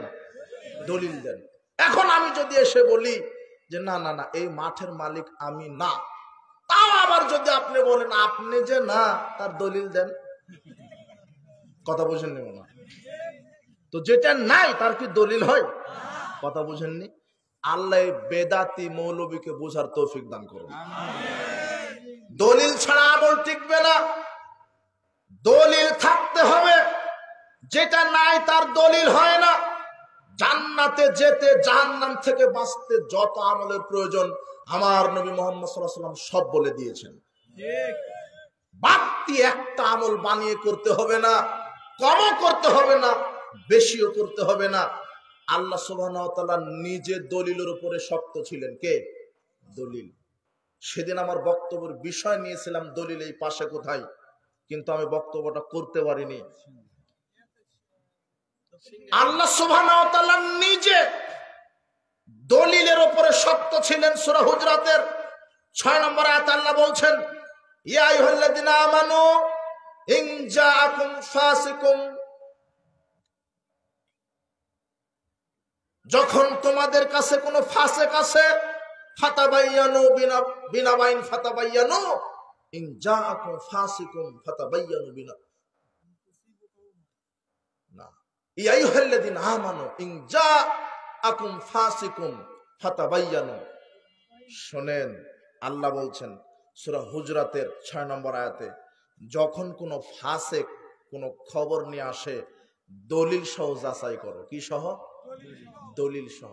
খুব মনোযোগ দিবেন, এতক্ষণ যা শুনেছেন আর কয়েক মিনিট দলিল আপনাকে বুঝতে হবে, মানহাজ আপনাকে বুঝতে হবে। মানহাজ যদি আপনার ঠিক না থাকে, আমল করে 5 পয়সা মূল্য হবে। 72 কাতার মুসলমানই জাহান্নামে যাবে, যাদের আকীদা মানহাজ ঠিক থাকবে না এরাই জাহান্নামে যাবে। শোনেন, আল্লাহ নিজে বলছেন, ইন জাআকুম ফাসিকুম, যখন ফাসিক তোমাদের কাছে কোনো খবর নিয়ে আসে, ফাতাবাইয়ানু, দলিল সহকারে যাচাই করো, দলিল সহকারে যাচাই করো। তার মানে আল্লাহ জাতিকে বোঝাতে চাচ্ছেন যে কোনো আমল করতে গেলে কি লাগবে? দলিল লাগবে। এটা আল্লাহ দলিলের ব্যাপারে কঠোর ভূমিকা রেখেছেন। এবারে দেখেন, রাসূল সাল্লাল্লাহু আলাইহি ওয়াসাল্লাম নিজে দলিলের উপরে কঠোর ছিলেন। একটু দেখেন, আরে আল্লাহ নিজে রাসূল সাল্লাল্লাহু আলাইহি ওয়াসাল্লামকে হুমকি দিচ্ছেন। কি দিচ্ছেন? হুমকি দিচ্ছেন। কাকে?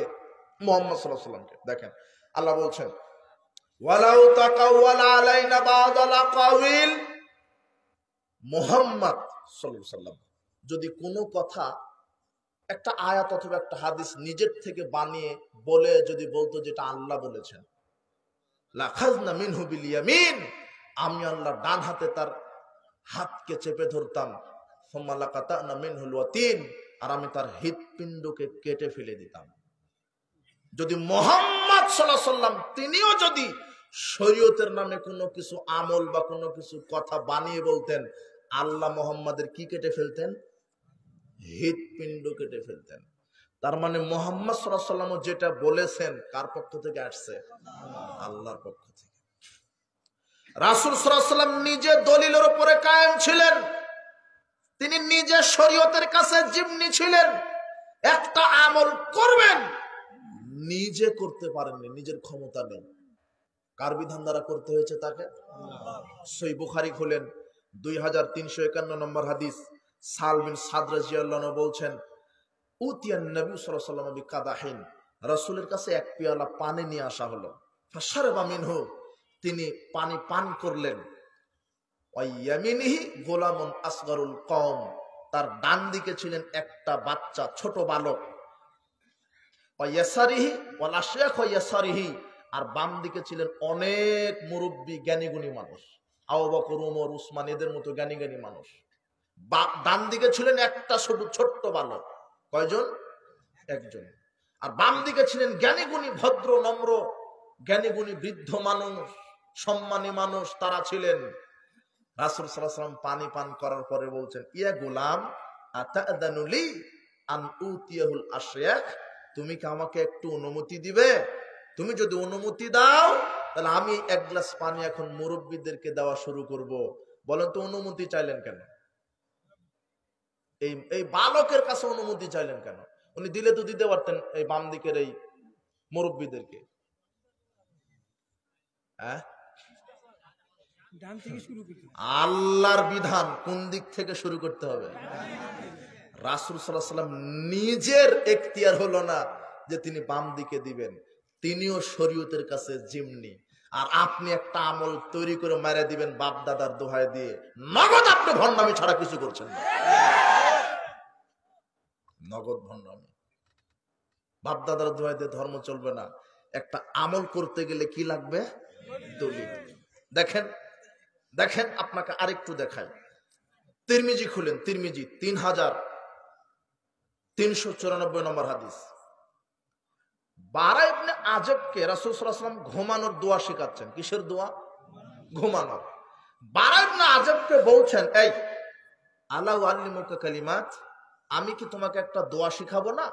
তাকুলুহা ইযা আওয়াইতা ইলা ফিরাশিক, যখন তুমি ঘুমাতে যাবে তখন বলবে ফাইন মুত্তা মিন লাইলাতিক মুত্তালাল ফিতরাতি, যদি এই দোয়াটা পাঠ করে ঘুমিয়ে যাও আর ঘুমের মধ্যে যদি তোমার মৃত্যু হয়, আল্লাহ তোমাকে ইসলামের উপরে মৃত্যু দান করবেন। ওয়াইন আসবাহতা কাদ আসাবতা খায়রান, আর যদি তোমার সকাল হয়ে যায় তাহলে আল্লাহ তোমাকে ইসলামের উপরে, কল্যাণের উপরে সকাল করাবেন। তখন বারা ইবনে আজব বলছেন, ঠিক আছে ঘুমানোর দোয়া শিখিয়ে দেন। তখন আল্লাহর নবী বলছেন, শোনো এইভাবে বলো, আল্লাহুম্মা ইন্নী আসলামতু নাফসি ইলাইকা ওয়া ওয়াজ্জাহতু ওয়াজহি ইলাইকা ওয়া ফাওয়াজতু আমরি ইলাইকা রাগবাতান ওয়া রাহাবাতান ইলাইকা ওয়ালজাতু জাহরি ইলাইকা লা মালজা ওয়া লা মানজা মিনকা ইল্লা ইলাইকা আমানতু বিকিতাবিকা আল্লাযী আনজালতা ওয়া বিনাবিয়িকা আল্লাযী আরসালতা। দোয়া শেষ। এখন বারা ইবনে আজব মাতবাড়ি করে বলছেন আমানতু বিরাসূলিকা। রাসূল সাল্লাল্লাহু আলাইহি ওয়াসাল্লাম দোয়ার শিখাচ্ছেন আমানতু বিনাবিয়িকা, কি নাবিয়িকা, আমি ঈমান আনলাম নবীর উপরে। কিন্তু বারা ইবনে আজব বলছে না, আমি রাসূলিকা বলি, কেননা নবীর চাইতে রাসূলের মর্যাদা বেশি। এই নাবিয়িকার জায়গায় শুধু দোয়াটা একটু বড়, অনেক শব্দ, এর মধ্যে থেকে শুধু একটা শব্দ চেঞ্জ করে দিয়েছে। কয়টা? একটা। নাবিয়িকার জায়গায় শুধু কি লাগাইছে? রাসূলিকা। বারা ইবনে আজব বলছেন ফাতাআনা ইয়াদিহি বিসদরি, রাসূল সাল্লাল্লাহু আলাইহি ওয়াসাল্লাম যেই আমি নাবিয়িকার জায়গায় রাসূলিকা শব্দটা চেঞ্জ করে রাসূলিকা লাগালাম, রাসূল সাল্লাল্লাহু আলাইহি ওয়াসাল্লাম আমার বুক বরাবর একটা ঘুষি মেরে দিলেন, দিয়ে বলছেন কোন নাবিয়িকা, আমি বললাম নাবিয়িকা, তুমি রাসূলিকা শব্দ চেঞ্জ করে রাসূলিকা বসালে কেন? বলো নাবিয়িকা। একটা শব্দ চেঞ্জ করাতে যদি একটা খুশি হয়, তাহলে এদেশের যে বেদাতি কাঠমোল্লারা শরীয়তের নামে কত ভ্রান্ত দোয়া আমল তৈরি করেছে, ওমর বেঁচে থাকলে এদের প্রত্যেকের ফাঁসি হয়ে যেত। কথা বুঝেন নি মনে হয়? এদেশের এক শ্রেণীর ধর্মের দোহাই দিয়ে ইবলিশের দালালেরা, এই বেদাতি মোল্লারা ধর্মের ভিতরে ভ্রান্ত আমল চালু করেছে, দোহাই তৈরি করেছে, সলাতের পূর্বে সলাতের নিয়ত তৈরি করে ফেলেছে। তার একটা নিয়ত হলে সহ্য করা যায়, ফজরের এক নিয়ত, জোহরের এক নিয়ত, তারাবির এক নিয়ত, তাহাজ্জুদের এক নিয়ত, জায়নামাজের এক নিয়ত। কথা বুঝে নেব না? অথচ যে আরবিতে যে নিয়ত মুখে বলে, পৃথিবীতে কোন হাদিসের কিতাবে একটা জাল হাদিসও নেই। কথা বুঝে নেব না? দলিল তো নাই, না একটা জাল দলিলও নাই। এই দোয়াটা ডেলিভারি দিল কে? শয়তান। ওহি করেছিল কার উপরে? এই যে আলেম রূপী শয়তানের উপরে। কথা বুঝে নেব না? এই যে সালাতের যে নিয়ত আরবিতে তৈরি করেছে, এটা ভ্যান চালক না দাড়ি টুপিওয়ালারাই? কথা বুঝে নেব না? আলেম। এই কোন আলেম? এই দাড়ি টুপিওয়ালা আলেম, যাদের অন্তর হয়েছে ইবলিশ শয়তানের। ইবলিশ যা ওহী করে এরা তাই বলে বেড়ায়। শোনেন, ধর্মের নামে কত ভ্রান্ত আমল ঢুকিয়েছে সমাজে। এরা সালাতের নিয়ত তৈরি করেছে, অথচ নিয়ত বলার বিষয় নয়, নিয়ত করার বিষয়। নিয়ত অন্তরে করতে হয়। জায়নামাজের দোয়া তৈরি করেছে, আবার ডেলিভারি দিয়েছে সলাতে নারী বুকের উপরে হাত বেঁধে সলাত আদায় করবে, পুরুষ নাভির নিচে হাত বেঁধে সলাত আদায় করবে। অথচ পৃথিবীতে কোনো হাদিসের কিতাবে একটা জাল হাদিসও নাই, অথচ এটা বাপদাদা থেকে চলছে, সব বাপদাদার দোহাই দিয়ে। তাশাহুদে বসেছেন, টপ করে একবার আঙুলটা জাগিয়ে আবার নামিয়ে দিলেন, একটা জাল হাদিসও নাই। অথচ তাশাহুদে যতক্ষণ বসে থাকবেন, শুরু থেকে শেষ পর্যন্ত আস্তে করে ইশারা করতে হবে। কথা বুঝেন নিব না? সালাতে যখন দাঁড়ালেন, 4 আঙ্গুল আধা হাত ফাঁকা রেখে দাঁড়ালেন। আবার এখানে ইবলিশ শয়তান ওহী করে বলছে দালালকে যে তুমি এইভাবে জনগণকে বুঝাও যে পায়ের সাথে পা লাগালে বেয়াদবি হবে। এই যে ওহীটা মেরে দিল কে? শয়তান। অথচ সাহাবীরা পায়ের সাথে পা লাগিয়ে কি করেছেন? সালাত আদায় করেছেন। শয়তান বলছে বেয়াদবি হবে, আর রাসূল সাল্লাল্লাহু আলাইহি ওয়াসাল্লাম বলছেন মান সাদ্দা ফুরজাতান ফি সাব রাফাল্লাহু বিহি দারাজাতান, যে পায়ের সাথে পা বন্ধ করে দাঁড়াবে তার মর্যাদা আল্লাহ বাড়িয়ে দিবেন। তো শয়তানেরটা নেবেন না রাসূলেরটা নেবেন? কিন্তু এই ওহিটা মেরে দিল কে যে বেয়াদবি হবে? শয়তান। এই শয়তান ওহি করেছে তার দালাল, আর শয়তানের দালালকে এই ভণ্ড দাড়ি টুপিওয়ালা আলেম। কথা বুঝেননি? এইভাবে শরীয়তের ভিতরে বেদাত ডেলিভারি দিচ্ছে। এইভাবে কত বেদাত ঢুকেছে। সালাম সালাত শুরু করবেন, অন্তরে নিয়ত করার বিষয়। তাকবীরে তাহরিমা দিবেন আল্লাহু আকবার বলে, রাফাল আয়দান করে আল্লাহু আকবার তাকবীরে তাহরিমা। হাত নারী পুরুষের উভয় বুকের উপরে বাঁধতে হবে। নারী পুরুষের সালাতের কোনো পার্থক্য নেই। কিয়াম কুদ রুকু সিজদা একই বিধান। নারী পুরুষের সালাতের কোনো পার্থক্য নেই। নারী বুকের উপর হাত বেঁধে সালাত আদায় করবে, পুরুষ নাভির নিচে হাত বেঁধে সালাত আদায় করবে। এরকম একটা জাল হাদিস পৃথিবীর কোন হাদিসের কিতাবে লেখা নাই। শোনেন, নারী পুরুষের সালাতের একই বিধান। রুকু সিজদা লম্বা ভাবে করবে, সিজদা লম্বা ভাবে দিবে। রাসূল সাল্লাল্লাহু আলাইহি ওয়াসাল্লাম বলছেন, তোমরা এমন ভাবে সিজদা দাও যাতে করে পেটের নিচ দিয়ে ছাগলের বাচ্চা চলে যেতে পারে। কিন্তু অনেক নারী হোক পুরুষ হোক, বিশেষ করে মহিলারাই এমন ভাবে সিজদা করে, চার হাত পা একত্র করে, একেবারে পশু প্রাণী যেভাবে বিড়াল কুকুর যেভাবে শয়ন করে থাকে ওইভাবে সিজদা দেয়। একটা পিঁপড়া যদি যেতে চায় তাহলে মাথার ওই দিক দিয়ে যেতে হয়। এই নারীর সালাত হচ্ছে না। সবচাইতে বড় চোর যারা সালাত চোর। সাহাবীরা বললেন, কাইফা ইসলুকু সালাতাহু, আল্লাহর নবী কিভাবে মানুষ সালাতকে চুরি করে? তখন তিনি বলছেন, লা ইউতিমু রুকু আলা সুজুদাহা, যারা রুকু সিজদা ঠিকমতো করে না তারা সালাতকে কি করে? চুরি করে। শোনেন, তাকবীরে তাহরিমা দিয়ে হাত বুকের উপরে নারী পুরুষ একই। সানা পাঠ করলেন, দোয়া ইস্তেফতা পাঠ করলেন, এরপর আউযুবিল্লাহ বিসমিল্লাহ সহ সূরা ফাতিহা, এরপর অন্য একটি সূরা, এরপর আবার রাফাল আয়দান করে তাকবীর আল্লাহু আকবার বলে রুকুতে যাবেন। রুকু থেকে উঠবেন, রুকুতে বলবেন সুবহান রাব্বিয়াল আযীম, কমপক্ষে একবার বলা ওয়াজিব। 3 বার 7 বার 500 বার 100 বার যতক্ষণ ইমাম রুকুতে আছে বলতেই থাকেন। এরপরে সামি আল্লাহু লিমান হামিদা বলে আবার রাফাল আয়দান করে আল্লাহুম্মা রাব্বানা ওয়া লাকাল হামদ হামদান কাসীরান তাইয়্যিবান মুবারাকান ফি। এরপরে যখন সিজদায় যাবেন 2 হাত আগে মাটিতে দিয়ে সিজদায় যাবেন, 2 হাত আগে মাটিতে দিবেন, এরপরে সিজদায় যাবেন। সিজদায় গিয়ে সুবহান রাব্বিয়াল আ'লা কমপক্ষে একবার বলা ওয়াজিব। 3 বার 7 বার 5 বার 200 বার যতক্ষণ বলতে পারেন। এরপর আল্লাহু আকবার বলে উঠে বলেন আল্লাহুম্মা গফিরলি ওয়ারহামনি ওয়াসবুরনি ওয়াহদিনি ওয়াফিনি ওয়ারযুকনি। এইভাবে সালাত শেষ করবেন। সব সময় দৃষ্টি থাকবে সিজদা যেখানে দিবেন সেই এরিয়ার ভিতরে। শুধু তাশাহুদ শেষ বৈঠকে আপনার দৃষ্টি থাকবে এই শাহাদাত আঙ্গুলের নখের ওপরে। এইভাবে সালাত শেষ করবেন। সেই বৈঠকে বসবেন, বাম পাটা ডান পায়ের নলার দিক থেকে বাহির করে দিয়ে নিতম্বের ওপরে বসবেন।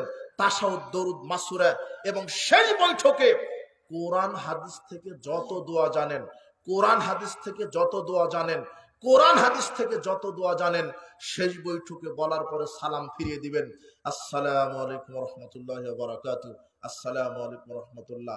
সালাত শেষ। এরপরে বলবেন আল্লাহু আকবার, আস্তাগফিরুল্লাহ, আস্তাগফিরুল্লাহ, আস্তাগফিরুল্লাহ। তারপরে রাসূল সাল্লাল্লাহু আলাইহি ওয়াসাল্লাম বলছেন, শোনো, তোমরা প্রত্যেক ফরজ সালাতের পরে সুবহানাল্লাহ 33 বার বলো, আলহামদুলিল্লাহ 33 বার বলো, আল্লাহু আকবার 34 বার বলো। তাহলে কি হবে? তোমাদের পাপ যদি সমুদ্রের ফেনা তুল্য হয়, আল্লাহ তোমাদের সব পাপ ক্ষমা করে দিবেন। একজন ব্যক্তি বললেন, আল্লাহর নবী, আমি গরিব মানুষ, ফকির মানুষ, মিসকিন মানুষ, আমি হজ করতে পারি না, আমি জিহাদের মাঠে যুদ্ধের সরঞ্জাম কিনে দিতে পারি না, আমি সালাত সিয়াম আদায় করি। কিন্তু ধনী ব্যক্তিরাও সালাত সিয়াম আদায় করে। ধনীরা সালাত আদায় করে, সিয়ামও পালন করে, কিন্তু ধনীরা হজ করে। কিন্তু আমরা যে গরিব মানুষ হজ করতে পারি না, তাহলে তো আমাদের চাইতে ধনীদের নেকি বেশি হলো। তারা হজ করতে পারে কিন্তু আমরা তো হজ করতে পারি না। তখন আল্লাহর নবী বলছেন, শোনো, প্রত্যেক ফরজ সালাতের পরে সুবহানাল্লাহ 33 বার, আলহামদুলিল্লাহ 33 বার, আল্লাহু আকবার 34 বার। কোন আরেকটা বর্ণনায় আসছে সুবহানাল্লাহ 10 বার, আল্লাহু আকবার 10 বার, লা ইলাহা সুবহানাল্লাহ, আলহামদুলিল্লাহ, লা ইলাহা ইল্লাল্লাহ 10 বার। এই 10 বার করেও যদি আপনি বলেন, ফরজ সালাতের সালাম ফেরানোর পরে কেউ যদি 10 বার করে সুবহানাল্লাহ, আলহামদুলিল্লাহ, লা ইলাহা ইল্লাল্লাহ বলে, আল্লাহ তাকে কবুল হজের নেকি লিখে দিবেন। উকবা ইবনে আমির রাদিয়াল্লাহু আনহু বলছেন, দুটাই বুখারী মুসলিমের হাদিস, 843 নম্বর হাদিস সহিহ বুখারীর, যে কবুল হজের নেকি হবে সালাতের পরে তাসবিহ তাহলিল করলে আপনি করেন। শুনেন, উকবা ইবনে আমির রাদিয়াল্লাহু আনহু বলছেন, রাসূল সাল্লাল্লাহু আলাইহি ওয়াসাল্লাম বলেছেন, মান কারাআতাল কুরসি ফি দুবরা কুল্লি সালাতিন, যে ব্যক্তি প্রত্যেক ফরজ সালাতের পরে আয়াতুল কুরসি পাঠ করবে, লাম ইয়ামনাহু মিন দুখুলিল জান্নাল মাউত, যে ব্যক্তি প্রত্যেক ফরজ সালাতের পরে আয়াতুল কুরসি পাঠ করবে, এই ব্যক্তি মৃত্যুবরণ করার সাথে সাথে ওই ব্যক্তির কবরকে আল্লাহ জান্নাতের টুকরা বানিয়ে দিবেন। ফরজ সালাতের পরে এই আমলগুলি আল্লাহর রাসূল থেকে প্রমাণিত। সুবহানাল্লাহ বলেন। আপনি আয়াতুল কুরসি পাঠ করেন, রাসূল সাল্লাল্লাহু আলাইহি ওয়াসাল্লাম বলছেন, শোনো, 5 ওয়াক্ত সালাতের পরে ইখলাস ফালাক নাস পাঠ করো, 5 ওয়াক্ত সালাতের পরে ইখলাস ফালাক নাস পাঠ করো। তবে মাগরিব এবং ফজরের পরে ইখলাস ফালাক নাস 3 বার করে পাঠ করো। আর ইখলাস ফালাক নাস পাঠ করে শরীর মাসা করতে পারবেন না সালাতের পরে, ইখলাস ফালাক নাস পাঠ করে হাতে ফু দিয়ে সারা শরীরে মাসা করবেন যখন ঘুমাতে যাবেন তখন। কথা বুঝুন নেব না, আমল করতে হবে দলিল অনুযায়ী। যদি আপনার আমল দলিল না থাকে, বাপ দাদার দোহাই দিয়ে, আপনার দেশাচারের দোহাই দিয়ে আপনার এইভাবে সালাতের পরে বেদাতি আমল করে এইভাবে আপনার আমল কবুল হবে না। রাসূল সাল্লাল্লাহু আলাইহি ওয়াসাল্লাম বলছেন, ফামান আহদাস ফি হাদাসান, যে ব্যক্তি বেদাত করলো আর বেদাতকে আশ্রয় দিল, ফালাইহি লানাতুল্লাহি ওয়াল মালাইকাতি ওয়ান নাস আজমাইন, বেদাতের উপরে আল্লাহর লানত, ফেরেশতাকুলের লানত, মানব মণ্ডলীর লানত, লাইকুল মিন সারফুল আদল, বেদাতের ফরজ নফল ইবাদত কোনটাই আল্লাহ কবুল করেন না। রাসূল সাল্লাল্লাহু আলাইহি ওয়াসাল্লাম যে আমল করেননি সেই আমল আপনি করতে পারবেন না। আপনি কিসের দোহাই দিচ্ছেন, যুক্তি দিচ্ছেন? আপনি বলছেন এই আমল করলে ক্ষতি কি, এই আমলের নিষেধ কোথায়? আশ্চর্য কথা, যার দলিল নাই তার আবার নিষেধের দলিল থাকতে পারে? যেটা নাই তার আবার দলিল কি? বেদাত কেন নাই বলেই তো বেদাত, যদি থাকতো সেটা সুন্নাত হতো। কথা বুঝেননি? সাবধান, আল্লাহ আপনাকে কোরআন হাদিসের সঠিক বুঝ দান করুন। আমল করতে হবে দলিল অনুযায়ী। যদি দলিল না থাকে, আশ্চর্য কথা, কত ভ্রান্ত আমল আপনার সমাজে চালু আছে।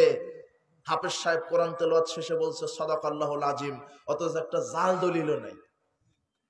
রাসূল সাল্লাল্লাহু আলাইহি ওয়াসাল্লাম কোরআন তেলাওয়াত শেষে বলেছেন সুবহানাকাল্লাহুম্মা বিহামদিকা আশহাদু আল্লা ইলাহা ইল্লা আনতা আস্তাগফিরুকা ওয়া আতুবু ইলাইক। আপনাকে বলছে যে শুক্রবার জুমার দিনে কেউ যদি 80 বার দরুদ পড়ে তাহলে 80 বছরের পাপ আল্লাহ ক্ষমা করে দিবে। তখন জিজ্ঞাসা করেছে, ওর যদি পাপ না থাকে তাহলে ওর পিতামাতার পাপ ক্ষমা হবে, ওর পিতামাতার যদি না থাকে তাহলে সারা পৃথিবীর সব মুসলমানের পাপ ক্ষমা হবে। কি গাঁজাখুরি কথা! আপনি এদিকে জেনা করবেন, সুদ খাবেন, আর একজন জুমার দিনে 80 বার দরুদ পড়বে, আপনার পাপ নাকি আল্লাহ ক্ষমা করবে। কত ভ্রান্ত আমল! তসবিহ দানা দিয়ে তসবিহ টিপবেন না, হাতের আঙ্গুলি দিয়ে তাসবিহ গণনা করেন। রাসূল সাল্লাল্লাহু আলাইহি ওয়াসাল্লাম বলছেন, যে ব্যক্তি হাতের আঙ্গুল, ডান হাতের আঙ্গুল দিয়ে তাসবিহ গণনা করবে, বিচার মাঠে আঙ্গুলগুলি সাক্ষ্য সুপারিশ করে তাকে জান্নাতে নিয়ে যাবে। সুন্নাহ অনুযায়ী আমল করবেন। কথা কি বুঝেছেন? বেদাতের সাথে কোনো আপোষ করবে না। যাক, আমাকে দিয়েছেনই 11:30টার সময়, আমি আর বেশি লম্বা করতে পারলাম না। তো কাজেই আমাদেরকে আকীদা মানহাজটা বোঝার আল্লাহ তৌফিক দান করুন। ওই যে বেশি বেশি সালাত সিয়াম হজ যাকাত আদায় করার পরও মুসলমানই থাকছে না, এদের ভিতরে শিরকি আকীদা আছে। কিসের শিরক? এরা সালাত আদায় করে মাজারে টাকা দেয়। শোনেন, কোন বেদাতি মসজিদ মাদ্রাসায় দান করবেন না, ঠিক আছে না? কোন বেদাতি মসজিদ মাদ্রাসায় দান করবেন না। রাসূল সাল্লাল্লাহু আলাইহি ওয়াসাল্লাম বলছেন, কেউ যদি বেদাতকে সহযোগিতা করে তার উপরে আল্লাহর লানত, তার ফরজ নফল কোন ইবাদত আল্লাহ কবুল করবেন না। অনেক সালাফি মসজিদ মাদ্রাসা আছে, দেখে শুনে দান করবেন। আমার একটা সালাফি মাদ্রাসা আছে, জানেন আপনারা? শুধু দোয়া করবেন, এই জন্য বললাম। দারুল হাদিস আর সালাফি ইসলামী কমপ্লেক্স, সেটা টাঙ্গাইলের মাটিতে সালাফি মানহাজের উপরে প্রতিষ্ঠিত। আলহামদুলিল্লাহ। একটু আল্লাহর কাছে শুধু অন্তর থেকে দোয়া করবেন, আল্লাহ যেন আমার প্রতিষ্ঠানটিকে কবুল করে নেয়। তো সালাফি মানহাজ এটা জরুরি। রাসূল সাল্লাল্লাহু আলাইহি ওয়াসাল্লাম সাহাবায়ে কেরাম যেভাবে আমল করতে বলেছেন ওইভাবে আমল করতে হবে। সমাজে কত ভ্রান্ত আমল, এই আমলের দিকে আপনি যাবেন না। দলিল ছাড়া আমল করে কোনো লাভ নাই। যেটা দলিল নাই ওই আমলটাই বেদাত। আবার হাদিসটা বুঝেন, রাসূল সাল্লাল্লাহু আলাইহি ওয়াসাল্লাম বলছেন, যে ব্যক্তি কোনো আমল করলো আর ওই আমল যদি রাসূল সাল্লাল্লাহু আলাইহি ওয়াসাল্লামের নির্দেশ না থাকে, সেই আমল বাতিল। ঠিক আছে না? আপনি যে আমলটা করছেন ওর দলিল থাকতে হবে, নির্দেশ থাকতে হবে। কার? বাপ দাদার নির্দেশ? কোন দলের, কোন আলেমের, কোন সংখ্যাগরিষ্ঠর, না কার নির্দেশ? রাসূল সাল্লাল্লাহু আলাইহি ওয়াসাল্লাম নির্দেশ যদি থাকে করেন, কোনো আপত্তি নাই। আর যদি নির্দেশ না থাকে করা যাবে না। বিশ্বাস করেন, বিচার মাথা আপনার আমলকে ধূলিকণা নিক্ষেপ করবে। সাবধান। তাহলে আমল করতে হবে রাসূলের তরিকা অনুযায়ী। কার তরিকা অনুযায়ী? তোমার হুজুর বলছে আমার কাছে এই শরীয়ত, এই তরিকা এসেছে স্বপ্নে। আশ্চর্য কথা, এই একটা হাদিসই শেষ অনুবাদ করে আমি শেষ করে দিব। রাসূল সাল্লাল্লাহু আলাইহি সাল্লাম বলছেন, শোনো, লাউ বাদালাকুম মূসা, এখন যদি তোমাদের কাছে মূসা আসে, ফাত্তাবাতুমহু, আর যদি মূসার শরীয়তকে তোমরা মেনে চলো, অতারাক্তুমুনি, আর আমি মুহাম্মদ সাল্লাল্লাহু আলাইহি সাল্লামের শরীয়তকে যদি প্রত্যাখ্যান করো, লা দালালতুম আন সাওয়াইস সাবিলা, তাহলে তোমরা পথভ্রষ্ট হয়ে যাবে। শোনেন, মুহাম্মদ সাল্লাল্লাহু আলাইহি সাল্লাম এমন পাওয়ারফুল নবী, যেখানে রাসূল সাল্লাল্লাহু আলাইহি সাল্লামের তরিকা থাকতে অন্য কোন নবীর তরিকাই চলে না। কথা বুঝেননি মনে হয়? আচ্ছা, মুসার শরীয়ত মানলে জান্নাত হবে না কেন বলেন তো? কার শরীয়ত স্টিল আছে এখন? মুহাম্মদ সাল্লাল্লাহু আলাইহি সাল্লাম। কি দিয়ে জাতিকে মানহাজ বুঝাবো, ধর্ম বুঝাবো? যেখানে মুহাম্মদ সাল্লাল্লাহু আলাইহি সাল্লামের সুন্নাত তরিকা থাকতে পৃথিবীর কোন নবীর তরিকা চলছে না, সেখানে এই দেশে কি করে ভণ্ড ইবলিস শয়তানের দালালদের তৈরি করা তরিকা চলতে পারে? কথা বুঝেননি? মাযহাবের দোহাই দিয়ে কেন চলবে? দলের দোহাই দিয়ে কেন চলবে? পীরের দোহাই দিয়ে কেন চলবে? একজন মানুষের তরিকাতে ঈমান এবং আমল হতে হবে, যার নাম মুহাম্মদ সাল্লাল্লাহু আলাইহি ওয়াসাল্লাম। আল্লাহ আমাদেরকে বোঝার তৌফিক দান করুন। বাপ দাদার দোহাই দিবেন আর সংখ্যাগরিষ্ঠতা দিয়ে ধর্ম চলে না। বাপ দাদার দোহাই দিয়ে ধর্ম চলে না। দলিল, বাস দলিল আছে, আমল করব। যদি আপনি বোকামির মতো প্রশ্ন করেন, তাহলে তো বুঝতে হবে শয়তান আপনার মাথায় পেশাব করে দিয়েছে যে নিষেধ কোথায়, করলে ক্ষতি কি। বেটা, মুহাম্মদ সাল্লাল্লাহু আলাইহি ওয়াসাল্লাম জানতেন না করলে ক্ষতি কি? কাজেই সাবধান। আল্লাহ আমাদেরকে সঠিক বোঝার তৌফিক দান করুন। বারাকাল্লাহু ফিক। আমরা আলোচনা শেষ করি। আমরা সকলের জন্য দোয়া করি। আল্লাহ, আজকের ইসলামী সম্মেলনে যারা এসেছেন, যত নারী পুরুষ, সবাইকে তুমি সঠিক কোরআন এবং সহিহ হাদিসের বুঝ দান করো। কোরআন এবং সহিহ হাদিসের আলোকে আমল করার তৌফিক দান করো। আল্লাহ, তুমি আমাদেরকে দীর্ঘ, নেক, সুস্থ হায়াত দান করো, এবং এই দীর্ঘ সুস্থ হায়াতে যেন সঠিক ঈমান এবং আমলের উপরে কায়েম থাকতে পারে সেই তৌফিক তুমি দান করো। মৃত্যুর সময় যেন সঠিক ঈমান নিয়ে কবরে যেতে পারে সেই তৌফিক তুমি দান করো। আজকের ইসলামী সম্মেলন যারা যেভাবে আঞ্জাম দিয়েছেন, মেধা দিয়ে, পরিশ্রম করে, অর্থ দিয়ে, আল্লাহ তুমি তাদের উপরে খাস রহমত বরকত নাজিল করো। আল্লাহ, যত যুবক ভাইরা এসেছে, আল্লাহ তুমি তাদেরকে তোমার সেনাবাহিনী হিসেবে কবুল করো, ইসলামের সৈনিক হিসেবে কবুল করো। আল্লাহ, তুমি এদের মেধা, এদের শক্তি, এদের প্রজ্ঞা, এদের রক্তকে তুমি ইসলামের জন্য কবুল করে নাও, জান্নাতের জন্য তুমি কবুল করে নাও। বারাকাল্লাহু ফিকুম, জাযাকুমুল্লাহ খায়র। সুবহানাকাল্লাহুম্মা ওয়া বিহামদিক, আশহাদু আল্লা ইলাহা ইল্লা আনতা, আস্তাগফিরুকা ওয়া আতুবু ইলাইক। আসসালামু আলাইকুম ওয়া রাহমাতুল্লাহি ওয়া বারাকাতুহু।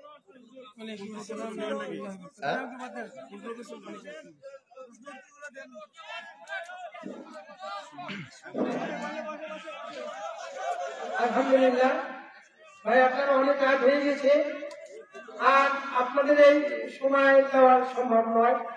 আজকে আমরা এখানে ধর্মীয় জলসা, এই ধর্মীয় জলসায় আমরা এখানে